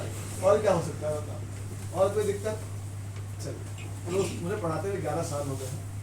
ठीक है, और चिंता मत करिए, आप सही आदमी से पढ़ रहे हैं। ठीक, मैं आईआईटी घूम के आ चुका हूँ, आईआईटी से पढ़ के भी आ चुका हूँ, तो आपको इसकी टेंशन लेने की ज़रूरत नहीं है। 11 साल हो गए हैं। फिट जी मैंने ज्वाइन किया था 2017 में। ठीक, तो फिट जी में मैंने सिर्फ 3 साल काम किया, फिर मैंने छोड़ दिया था फिट जी ड्यू टू सम रीजंस। फिर मैं थोड़ा मस्ती के मूड में बाहर घूम फिर के आया, उसके बाद मैं वापस यहाँ पटना लौटा तो देखा कि यहाँ कोरोना है, तो फिर मैं वापस पढ़ने लग गया, फिर वापस काम चल रहा है, तो मैंने वापस फिट जी अभी रिसेंटली ज्वाइन किया। ठीक है, लेकिन पढ़ा बहुत पहले से रहा हूँ, मतलब 2011 से पढ़ा हुआ। तो आप इसकी टेंशन मत लीजिए कि क्या कंटेंट आपको मिल रहा है और क्या नहीं मिल रहा। ठीक, वो जिम्मेदारी मेरी। ठीक है, चलिए, तो आपको मैं पूरा मौका दूंगा कि आप दंगे कर सकें, उसकी टेंशन नहीं। चलो, हाँ, तो इलेक्ट्रॉन गेन एंथैल्पी और इलेक्ट्रॉन एफिनिटी की बातचीत हम लोग करते हैं कि यहाँ पर क्या चर्चाएं होंगी और चीजें कैसे कैसे होंगी। आइए, इन दोनों टर्म में एक छोटा सा डिफरेंस होता है, बट हम उस डिफरेंस को इग्नोर कर रहे हैं। जब हम पिनाकल बैच में दोस्त तेरे बता रहा हूँ सिर्फ लाइन कि इन दोनों में ना डिफरेंस होता है। मेरे मन में कहीं ख्याल आ रहा हो कि सर दोनों को सर ने ऑब्लिक मान के सेम लिख दिया, तो electron affinity is negative of electron enthalpy. लेकिन जब सवाल आता है तो दोनों को सेम मानते हैं और कंसीडर करते हैं। ठीक दोस्त, हाँ, बाकी लोग ये दोनों चीजें क्या है हमारे लिए सेम है, इनमें हमें कोई डिस्टिंग्विश करने की जरूरत नहीं है। आपको डिस्टिंग्विश करना है, पिनाकल बैच में आइए, 5 लाख रुपया दीजिए फिट जी को, मैं आपको पूरा बैठा के पढ़ाऊंगा। अभी आपने 2-3 लाख ही दिए हैं बस, है कि नहीं? चलिए आइए शुरू करते हैं यहाँ पर। तो मेरे भाई, इलेक्ट्रॉन गेन एंथैल्पी या इलेक्ट्रॉन एफिनिटी ये क्या होता है? देखिए ध्यान से, एकदम आराम से समझेंगे। कि मेरे भाई ये न्यूक्लियस, और आप जानते हैं कि न्यूक्लियस एक ही टाइम पर मल्टीपल इलेक्ट्रॉन से अपने प्यार को शो करता है कि नहीं मेरे भाई। इसके आसपास मान लीजिए हमें 2 इलेक्ट्रॉन लगे हुए हैं, तो ये न्यूक्लियस क्या कर रहा है, दोनों इलेक्ट्रॉन से मोहब्बत कर रहा है, बढ़िया तरीके से चल रहा है। अच्छा, अब यहाँ पर एक इलेक्ट्रॉन बाहर की तरफ आ गया, एक इलेक्ट्रॉन बाहर आ गया। अब थोड़ा फील करना कि मेरे भाई ये रहा हमारा न्यूक्लियस, और ये एक ही टाइम पे कितने इलेक्ट्रॉन से प्यार कर रहा है मेरे भाई, 2 इलेक्ट्रॉन से इसका बढ़िया प्यार चल रहा है। अब इसका दिल किस पे आ गया, तीसरे इलेक्ट्रॉन पर भी आ गया। तो कहानी में क्या क्या फोर्सेस आएंगी, पहले उन फोर्सेस को समझते हैं। पहला फोर्स, ये न्यूक्लियस इस इलेक्ट्रॉन पर क्या लगा रहा होगा, फोर्स ऑफ अट्रैक्शन। क्या बात समझ में आती है, पक्का। अच्छा, और ये बाकी के इलेक्ट्रॉन जो होंगे वो इस इलेक्ट्रॉन से जल रहे होंगे कि न्यूक्लियस कितना धोखेबाज आदमी है, हमसे ही प्यार करता है, इससे ही प्यार करता है, बोल रहा है कि इससे ही प्यार करेंगे। तो इनके बीच में क्या चल रहा होगा, फोर्स ऑफ रिपल्शन। क्या आपको 2 फोर्सेस समझ में आई? एक कौन सी फोर्स है बोलो, फोर्स ऑफ अट्रैक्शन, और एक कौन सी है बोलो, फोर्स ऑफ रिपल्शन। अब मैं आपसे कुछ बातें करना चाहता हूँ, कुछ बातें जो बिल्कुल आपको समझनी पड़ेंगी। देखिए ध्यान से,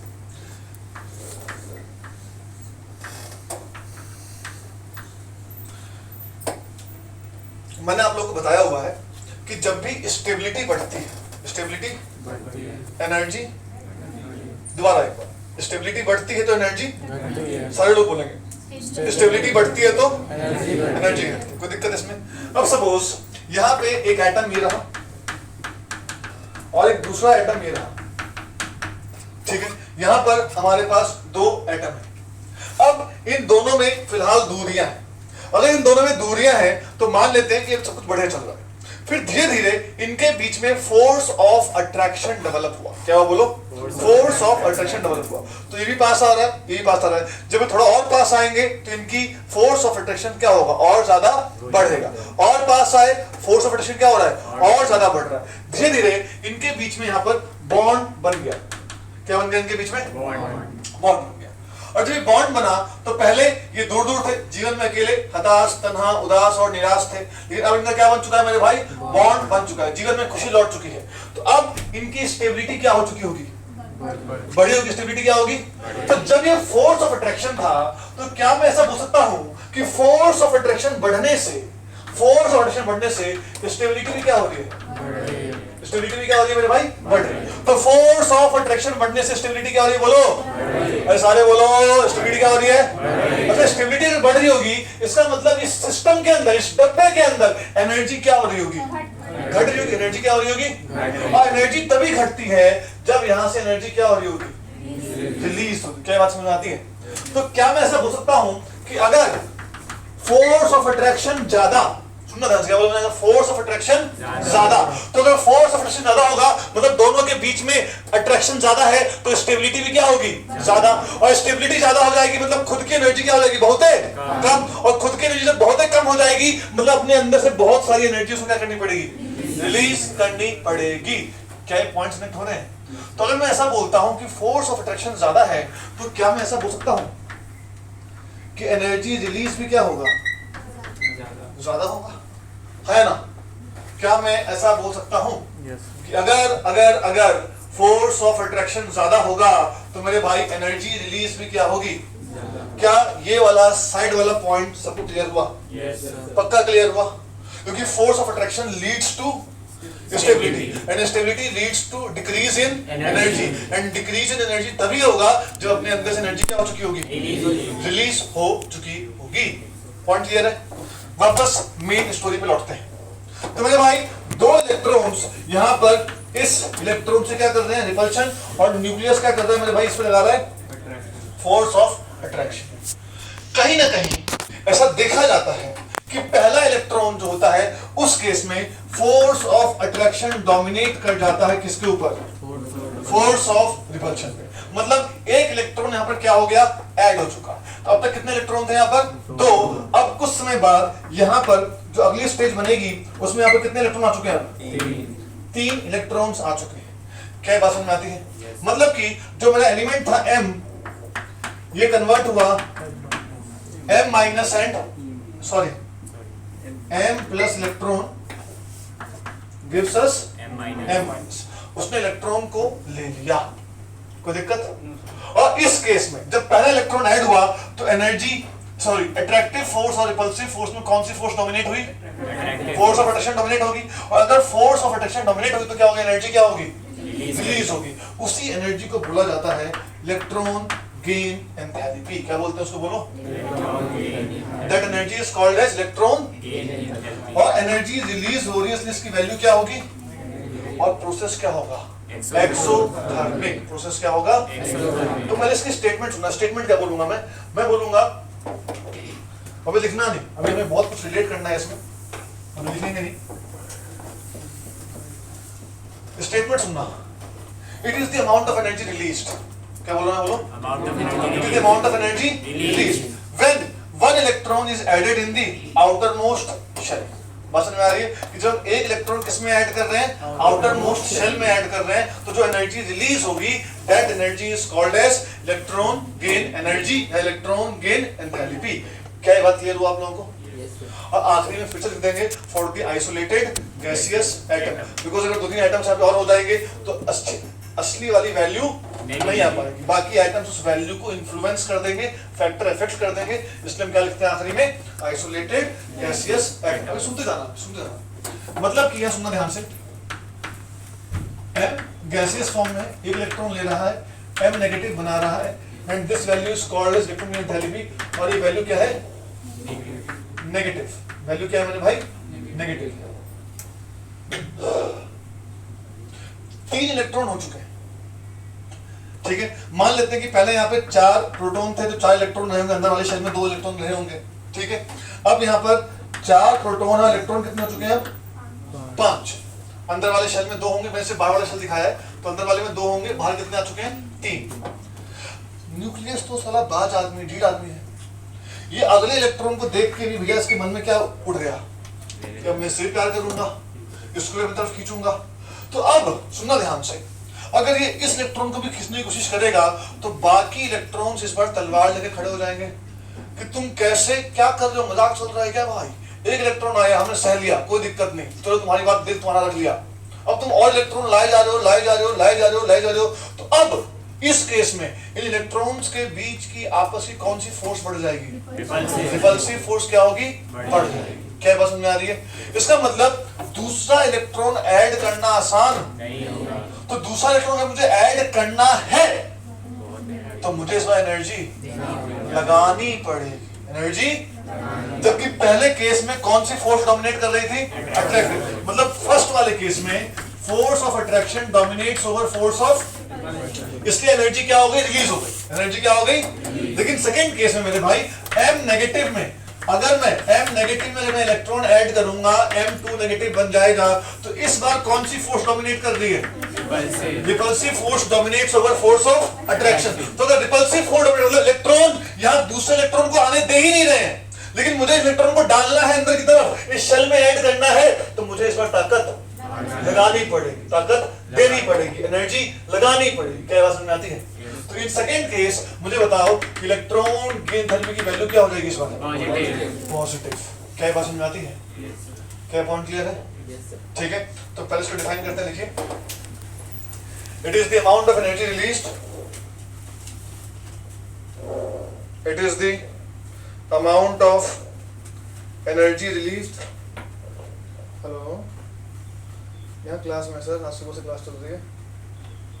हाँ हाँ, क्लास में चल रहा है, निकल के कॉल करते हैं आपको। ठीक है सर। हाँ, it is the amount of energy released when an electron is added, when an electron is added in the outermost shell, in the outermost shell of the isolated gaseous atom, of the isolated gaseous atom. दूसरा point लिखिएगा,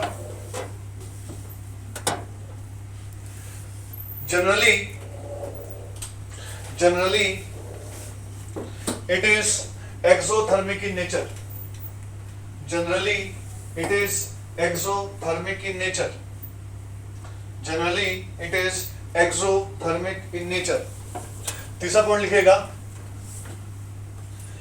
successive electron gain enthalpy values, successive electron gain enthalpy values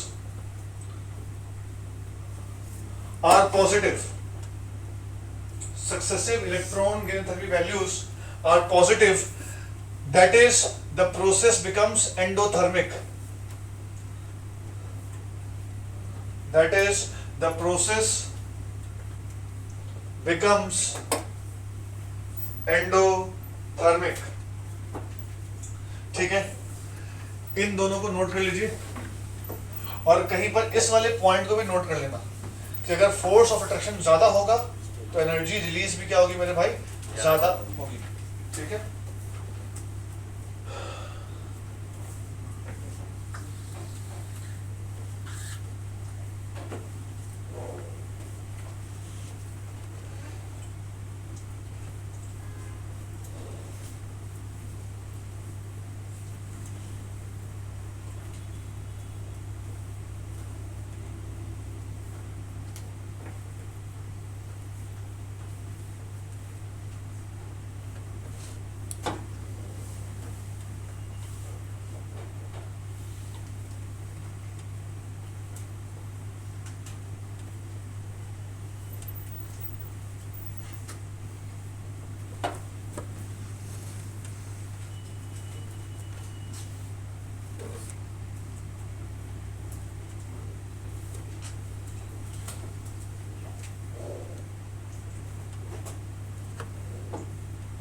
हो गया.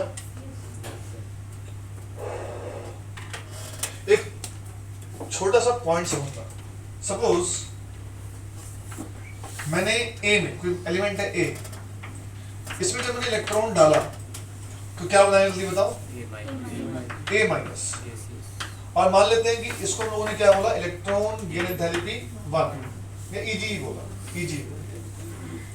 ठीक है, और मान लेते हैं कि इसकी वैल्यू थी -5 किलो जूल पर मोल. कितनी वैल्यू थी इसकी, -5 किलो जूल पर मोल. मतलब कि ए में इलेक्ट्रॉन जब हमने डाला तो कितनी एनर्जी निकली, 5 किलो जूल. नेगेटिव साइन मतलब निकल रही है, रिलीज हो रही है.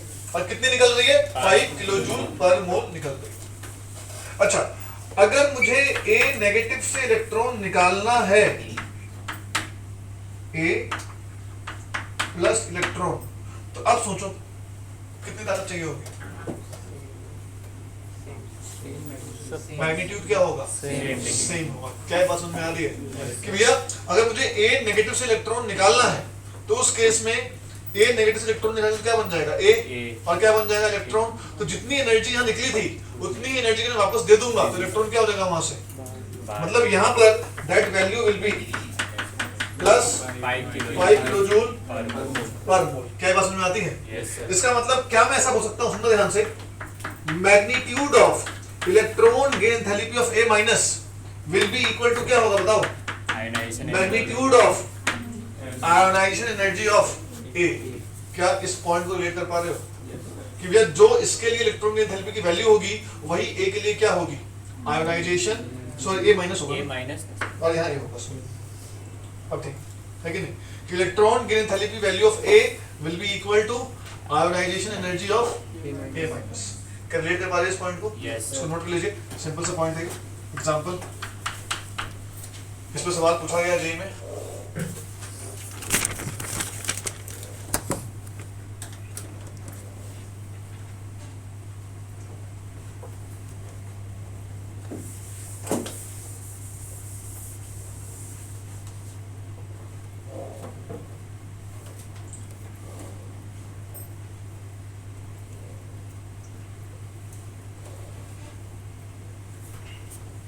हो गया.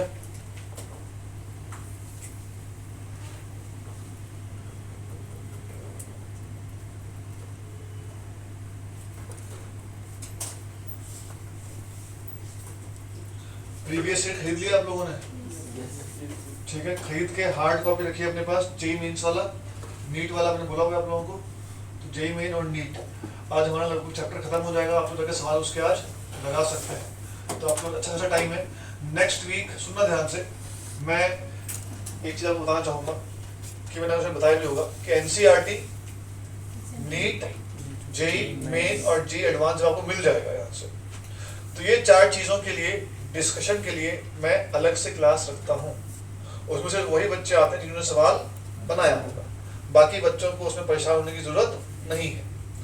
अगर आपके नॉर्मल डाउट्स होते हैं LCA वाले या अपने बुकलेट वाले या किसी किताब के यहाँ वहाँ से, तो उस डाउट के लिए आप मुझसे क्लास से आधा घंटा पहले जो हमारा टाइम खाली होता है उसमें आके पूछ सकते हैं। लेकिन मैंने क्या बोला कि जेई मेन, नीट और NCERT के लिए मैं अलग से डाउट क्लास आप लोगों के लिए रखूंगा। आप में से स्कूल कितने बच्चे जाते हैं? कुछ लोग जाते हैं, 4-5 लोग जाते हैं स्कूल, ठीक है।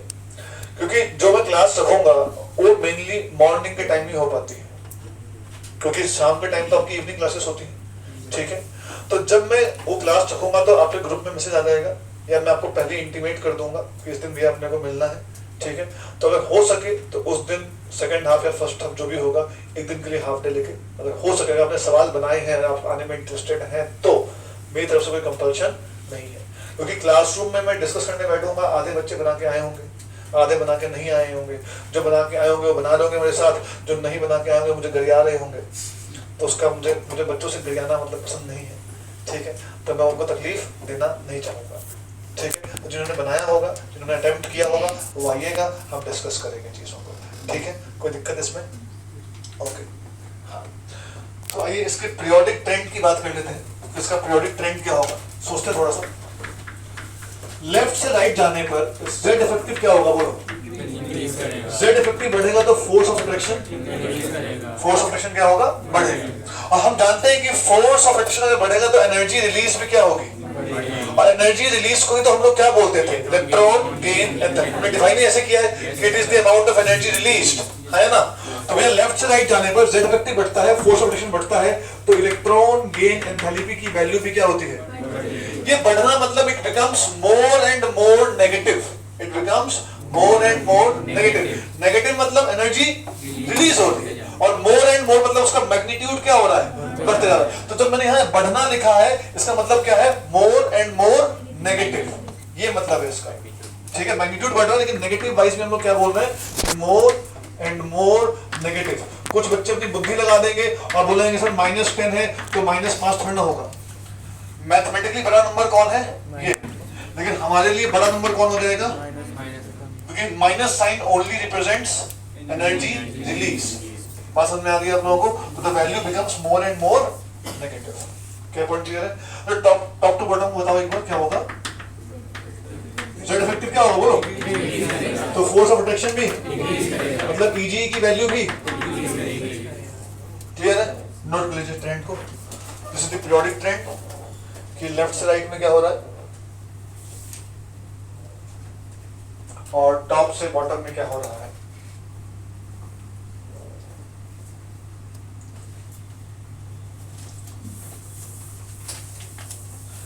अब तुम देखना इसके एक्सेप्शंस का रीजन तो तुम्हें खुद से मिल जाएगा। इस बार तुम खुद से सोच लो कि रीजन क्या होने वाला है। मुझे भरोसा है तुम लोगों के ऊपर।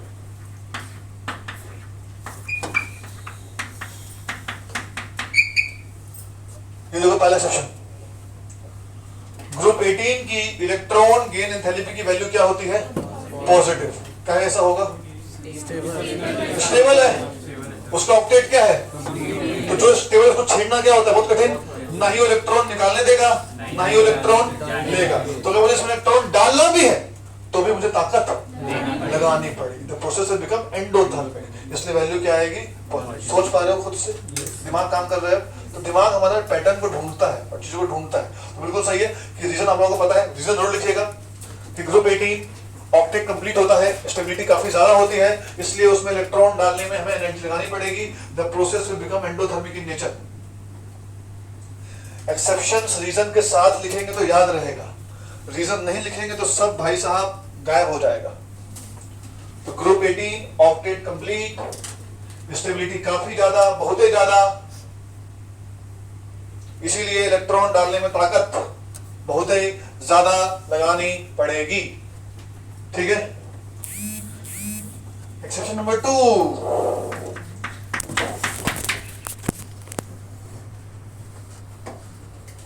क्या लिखा है? नाइट्रोजन के लिए क्या लिखी गई है वैल्यू? काहे होगा ऐसा? हाँ, तो इलेक्ट्रॉन क्या होता है? Half field. हाफ फील्ड वाली स्टेबिलिटी क्या होती है? ज्यादा होती है, इसलिए उसमें इलेक्ट्रॉन डालने में ताकत लगानी पड़ेगी। बात समझ में आ रही है? तो भैया इसके लिए वैल्यू पॉजिटिव हो जाएगी।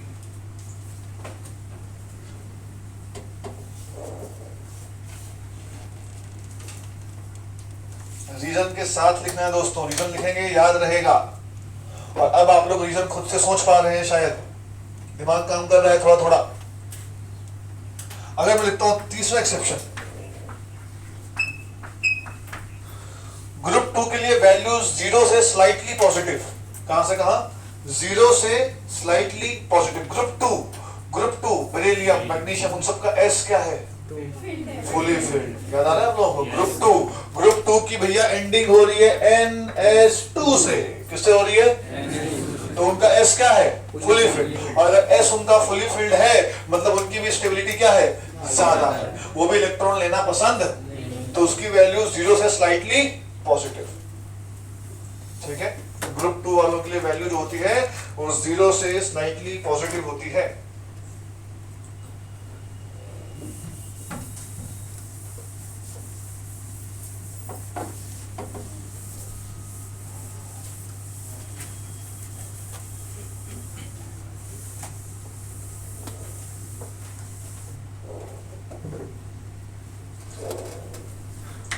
चौथा एक्सेप्शन देखिएगा ध्यान से।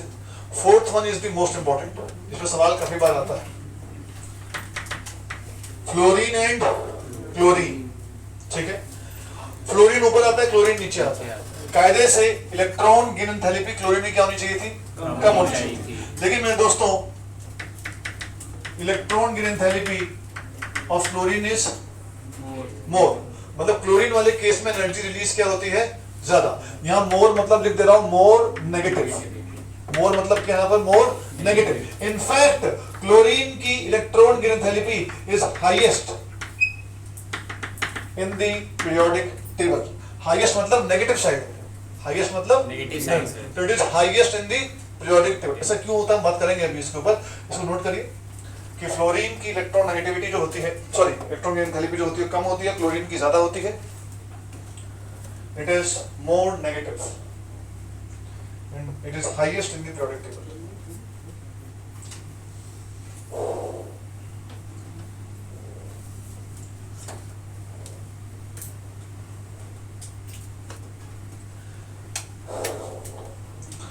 मेरे भाई रीजन सुनिएगा। इसकी एंडिंग होती है 2s2 2p5। इसकी एंडिंग होती है, मतलब इसमें छठा इलेक्ट्रॉन किसमें आएगा? 3p में इलेक्ट्रॉन जाएगा और इसमें इलेक्ट्रॉन किसमें जाएगा? 2p। इतना सबको समझ में आता है? अच्छा सुनिएगा ध्यान से। मान लीजिए ये रहा 2p, कौन सा ये? 2p। और यहाँ पे इलेक्ट्रॉन है, तो 2p में ऑलरेडी कितने इलेक्ट्रॉन है? 5। समझ में आ रही है बात? इस इलेक्ट्रॉन को बुलाने के लिए जिम्मेदार कौन है? न्यूक्लियस। और इलेक्ट्रॉन को दूर भगाने के लिए जिम्मेदार कौन है? बाकी के इलेक्ट्रॉन्स। इस बात को तो शायद अब तक आप लोग समझ गए। इलेक्ट्रॉन बुलाने का जिम्मेदार कौन है? न्यूक्लियस। इलेक्ट्रॉन भगाने का जिम्मेदार कौन है? दो तरह के फोर्सेस काम कर रही है, एक है फोर्स ऑफ अट्रैक्शन और एक है फोर्स ऑफ रिपल्शन। तो दो फोर्सेस दोस्तों यहाँ पर काम करती हुई दिखाई दे रही है अपने को। अच्छा 2p और 3p किसका साइज बड़ा होगा? 3p का। 3p साइज क्या होगा? अब खुद सोचो, 2p छोटा सा p का कमरा, 2p उसके अंदर 5 लोग पहले से ही हैं। अब मुझे उसमें छठा आदमी ऐड करना है। दूसरी तरफ 3p बड़ा कमरा, इसमें भी कितने लोग हैं? 5 ही लोग हैं। इसे मुझे छठा आदमी ऐड करना है। कहां पर रिपल्शन कम होगी? 3p में। तो 3p का साइज क्या है? बड़ा। उसमें इंटर इलेक्ट्रॉनिक रिपल्शंस क्या होगी? कम। छठा आदमी ऐड करना क्या होगा? आसान। 2p का साइज क्या है? छोटा। उसमें 5 आदमी उसमें भी थे, उसमें छठा आदमी ऐड करेंगे तो रिपल्शंस क्या होगी? ज्यादा। इसलिए वहां ऐड करना थोड़ा सा क्या हो जाएगा? मुश्किल। अब मन में ख्याल आया कि सर फ्लोरीन क्लोरीन नीचे ब्रोमीन आता है, उसका मतलब 4p हो जाएगा। उसका कमरा क्या है? और बड़ा। उसमें ऐड करना क्या हो जाएगा? और एसोनन। उस नीचे क्या आता है? आयोडीन। उसका कमरा तो एकदम बड़का वाला, जितना बड़का ही कमरा है उतना बड़ा आयोडीन का 5p। उसमें ऐड करना क्या हो जाएगा, आसान। आपकी बात सही है, लेकिन दिक्कत है कि आप सिर्फ एक ही फैक्टर को सोच रहे हैं, वो फैक्टर है साइज। आप एक और चीज देखिए कि ब्रोमीन का साइज इतना बड़ा है कि उसका न्यूक्लियस का प्यार इलेक्ट्रॉन तक पहुंच ही नहीं पाएगा। आयोडीन का साइज इतना बड़ा है कि उसके न्यूक्लियस का प्यार बाहर वाले इलेक्ट्रॉन तक पहुंच ही नहीं पाएगा। तो जगह तो है, लेकिन कोई बुलाने वाला नहीं। बात समझ में आई कि नहीं आई? क्योंकि आयोडीन का साइज क्या है, बहुत बड़ा, उसमें 5p, आपकी बात सही है, उसमें रिपल्शन बिल्कुल भी नहीं होगी, इलेक्ट्रॉन आएगा आराम से रह भी सकता है, लेकिन इलेक्ट्रॉन को बुलाने वाला कौन है, कोई नहीं। मतलब आपको दो फैक्टर्स के बीच का बैलेंस पॉइंट ढूंढना है कि जहां पर फोर्स ऑफ अट्रैक्शन भी ठीक ठाक हो और फोर्स ऑफ रिपल्शन भी क्या हो, कम से कम हो। वो बैलेंस पॉइंट कहां पर आता है दोस्तों, क्लोरीन में आता है। फ्लोरीन में अट्रैक्टिव फोर्स ज्यादा है लेकिन रिपल्सिव फोर्स भी ज्यादा है। फ्लोरीन, क्लोरीन, ब्रोमीन, आयोडीन पे आओगे तो आयोडीन में रिपल्सिव फोर्स नहीं है लेकिन अट्रैक्टिव फोर्स भी नहीं।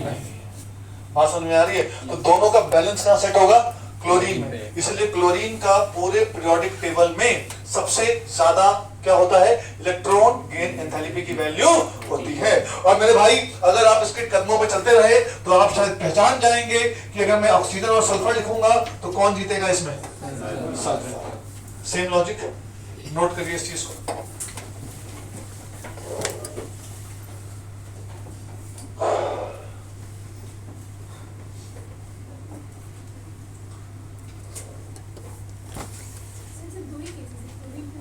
Yes, yes, yes, yes.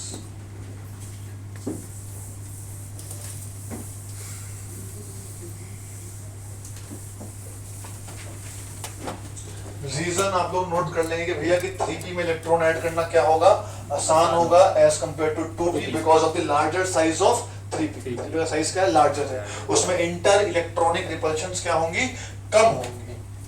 ठीक है, सिंपल सा पॉइंट।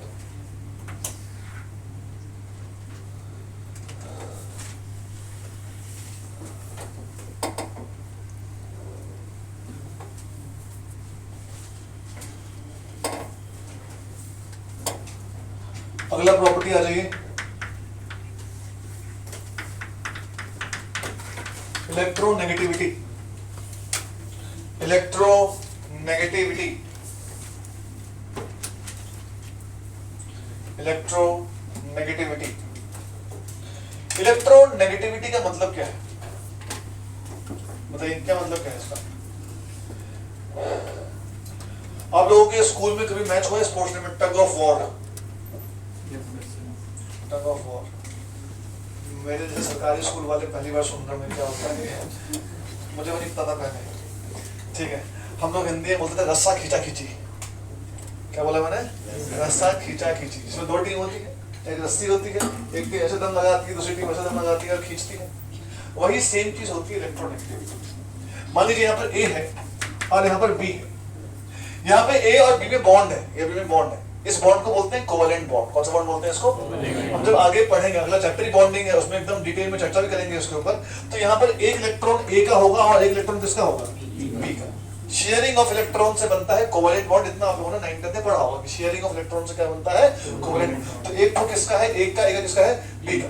मान लेते हैं, ऐसा मान लेते हैं कि electronegativity of A is more than that of B. क्या बोला मैंने, ए की इलेक्ट्रोनेगेटिविटी बी से क्या है, ज्यादा है। तो यहाँ पे जो दो इलेक्ट्रॉन्स होंगे ना, ये रस्सी की तरह है। रस्सी कौन कौन सी टीम खींच रही है, एक टीम ए है, एक टीम क्या है, बी। जिसकी इलेक्ट्रोनेगेटिविटी ज्यादा है तो ए की ज्यादा है। ए मान लो हाथी है और बी मान लो कुत्ता है, तो क्या होगा, हाथी और कुत्ता में रस्सा खींचा खींची हो तो कौन जीतेगा, हाथी जीत जाएगा मेरे भाई। तो यहाँ पर ये जो दो इलेक्ट्रॉन्स हैं ये किसकी तरफ झुके हुए होंगे, ए की तरफ झुके हुए होंगे। तो ए के पास इलेक्ट्रॉन डेंसिटी क्या होगी, बोलो, ज्यादा।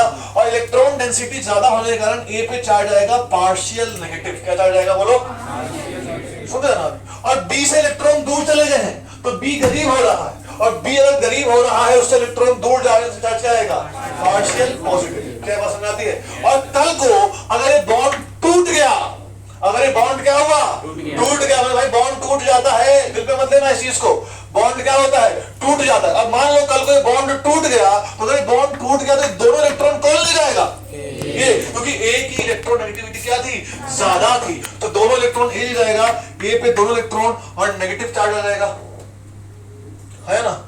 एक नेगेटिव आएगा, दो नेगेटिव आएगा, अब एक इलेक्ट्रॉन तो खुद का है उसका, एक इलेक्ट्रॉन तो उसको गेन कितने इलेक्ट्रॉन का हुआ, एक का हुआ, तो एक नेगेटिव आएगा ना, है कि नहीं। और बी पे क्या आएगा, पॉजिटिव चार्ज। क्या ये बात समझ में आती है? तो इसी चीज को बोलते हैं इलेक्ट्रॉन नेगेटिविटी। क्या बोलते हैं इसको? तो इलेक्ट्रॉन नेगेटिविटी को डिफाइन करते हैं, लिखिए, it's the ability, it is the ability, it is the ability of the atom, it is the ability of the atom to attract the shared pair of electron, it is the ability of the atom, the element, to attract the shared pair of electron towards itself। Shared pair of electron को अपनी तरफ खींचने की इच्छा को हम लोग क्या बोलते हैं, इलेक्ट्रॉन नेगेटिविटी। अच्छा, अलग अलग साइंटिस्ट ने इलेक्ट्रॉन नेगेटिविटी का अलग अलग हिसाब दिया। एक बाबा का नाम था पॉलिंग, एक का नाम था रोशलो, एलरेड रोशलो, एक का नाम था मलिकन। अलग अलग बाबा ने अलग अलग हिसाब से हमें चीजों को दी। हम जिस चीज को फॉलो करते हैं स्केल को, वो होता है पॉलिंग स्केल। कौन सा स्केल? वो सबसे कॉमन स्केल है। उस पॉलिंग स्केल के हिसाब से सुनना ध्यान से, मैं कुछ एलिमेंट्स की आपके सामने इलेक्ट्रॉन नेगेटिविटी लिख रहा हूं, ठीक है, देखना ध्यान से। Lithium, beryllium, boron, carbon, nitrogen, oxygen, fluorine. यहां देखो सब लोग ध्यान दो, इसकी होती है 1, लिथियम कितनी होती है 0.5, बढ़ाओ बोलो, याद हो गया, सिंपल है।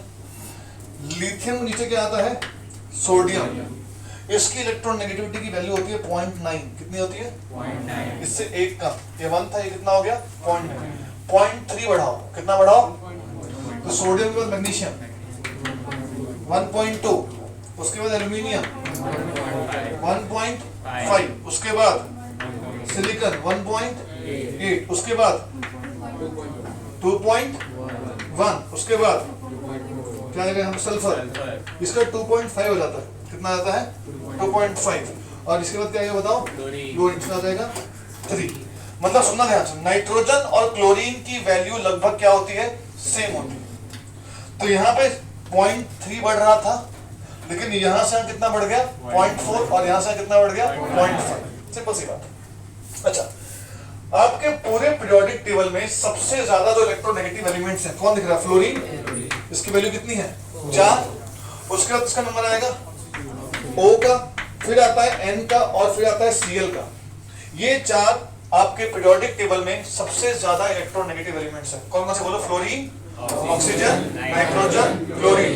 इसको हम बोलते हैं फोन कॉल। क्या बोलते हैं बोलो, FON, फोन, Cl मतलब कॉल, तो फोन कॉल याद रहेगा, फ्लोरीन, ऑक्सीजन, नाइट्रोजन, क्लोरीन। अच्छा, मैं इलेक्ट्रॉन नेगेटिविटी के ट्रेंड के बारे में पूछूं, ट्रेंड के बारे में, तो खींचने की क्षमता उसमें ज्यादा होगी जिसमें फोर्स ऑफ अट्रैक्शन क्या होगा, ज्यादा। लेफ्ट से राइट जाते हैं तो फोर्स ऑफ अट्रैक्शन क्या होता है, देख लो बढ़ रहा है, और टॉप से बॉटम में फोर्स ऑफ अट्रैक्शन क्या होता है, घट रहा है। साफ साफ दिख गया अपने को। तो अगर इलेक्ट्रोनेगेटिविटी के पीरियोडिक ट्रेंड की बात करें तो लेफ्ट से राइट जाने पर इलेक्ट्रोनेगेटिविटी क्या होती है, बढ़ती है, एंड टॉप से बॉटम आने पर इलेक्ट्रोनेगेटिविटी क्या होती है, इसको नोट कर लीजिएगा। That's all for today. 2 properties और बचती हैं, उसको हम नेक्स्ट क्लास में कवर करेंगे। आप लोग प्रीवियस ईयर लगा सकते हैं, इसमें कोई एक्सेप्शन नहीं है। नोबल गैस की बातचीत यहाँ पर नहीं होती है, ठीक है। और कोई दिक्कत बताओ, कोई और समस्या तो बोलो। तो प्रीवियस ईयर लगा लेना यार, बन जाएंगे सवाल, लगभग सारे बन जाएंगे, ठीक है। 2-3 चीजें बाकी हैं हमारी। सर जी मेन, हाँ जी इनके लगाने बोल रहा हूँ, पहले नीट के लगा लेना, फिर जी ये पहले नीट के लगाना, उसके बाद जी लगाना, वरना फिर जी के बनेंगे नहीं, क्योंकि लैंग्वेज पढ़ने में दिक्कत होगी, ठीक है। आराम से। क्लैट कैसा हुआ आप लोगों का, बढ़िया ही होता है, सर वो तो बढ़िया ही होता है, तो पर्ची तैयार होती है नहीं हैं? सर आज लोग क्लैट नहीं था, अच्छा अरे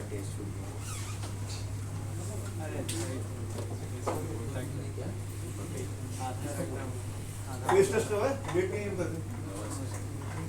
तो अपना अगली क्लास के स्टार्टिंग के 20 मिनट में खत्म हो जाएगा। 4 से 5 लेक्चर केमिकल बॉन्डिंग, उसके बाद 3 लेक्चर हाइड्रोजन और एस ब्लॉक में लाकर, तो 5 3 8 8 1 9 मैक्सिमम 10 लेक्चर। 10 लेक्चर मतलब लगभग 1 महीने के आसपास, सितंबर में। ठीक है, तो आप लोगों को बस 10 लेक्चर मुझे और झेलना है। ठीक है, सवाल जाके बनाइएगा, मेरे हिसाब से बन जाना चाहिए। फिर फेस टू भी तो पड़ेगा। तुम लोगों का क्या भरोसा? हाँ,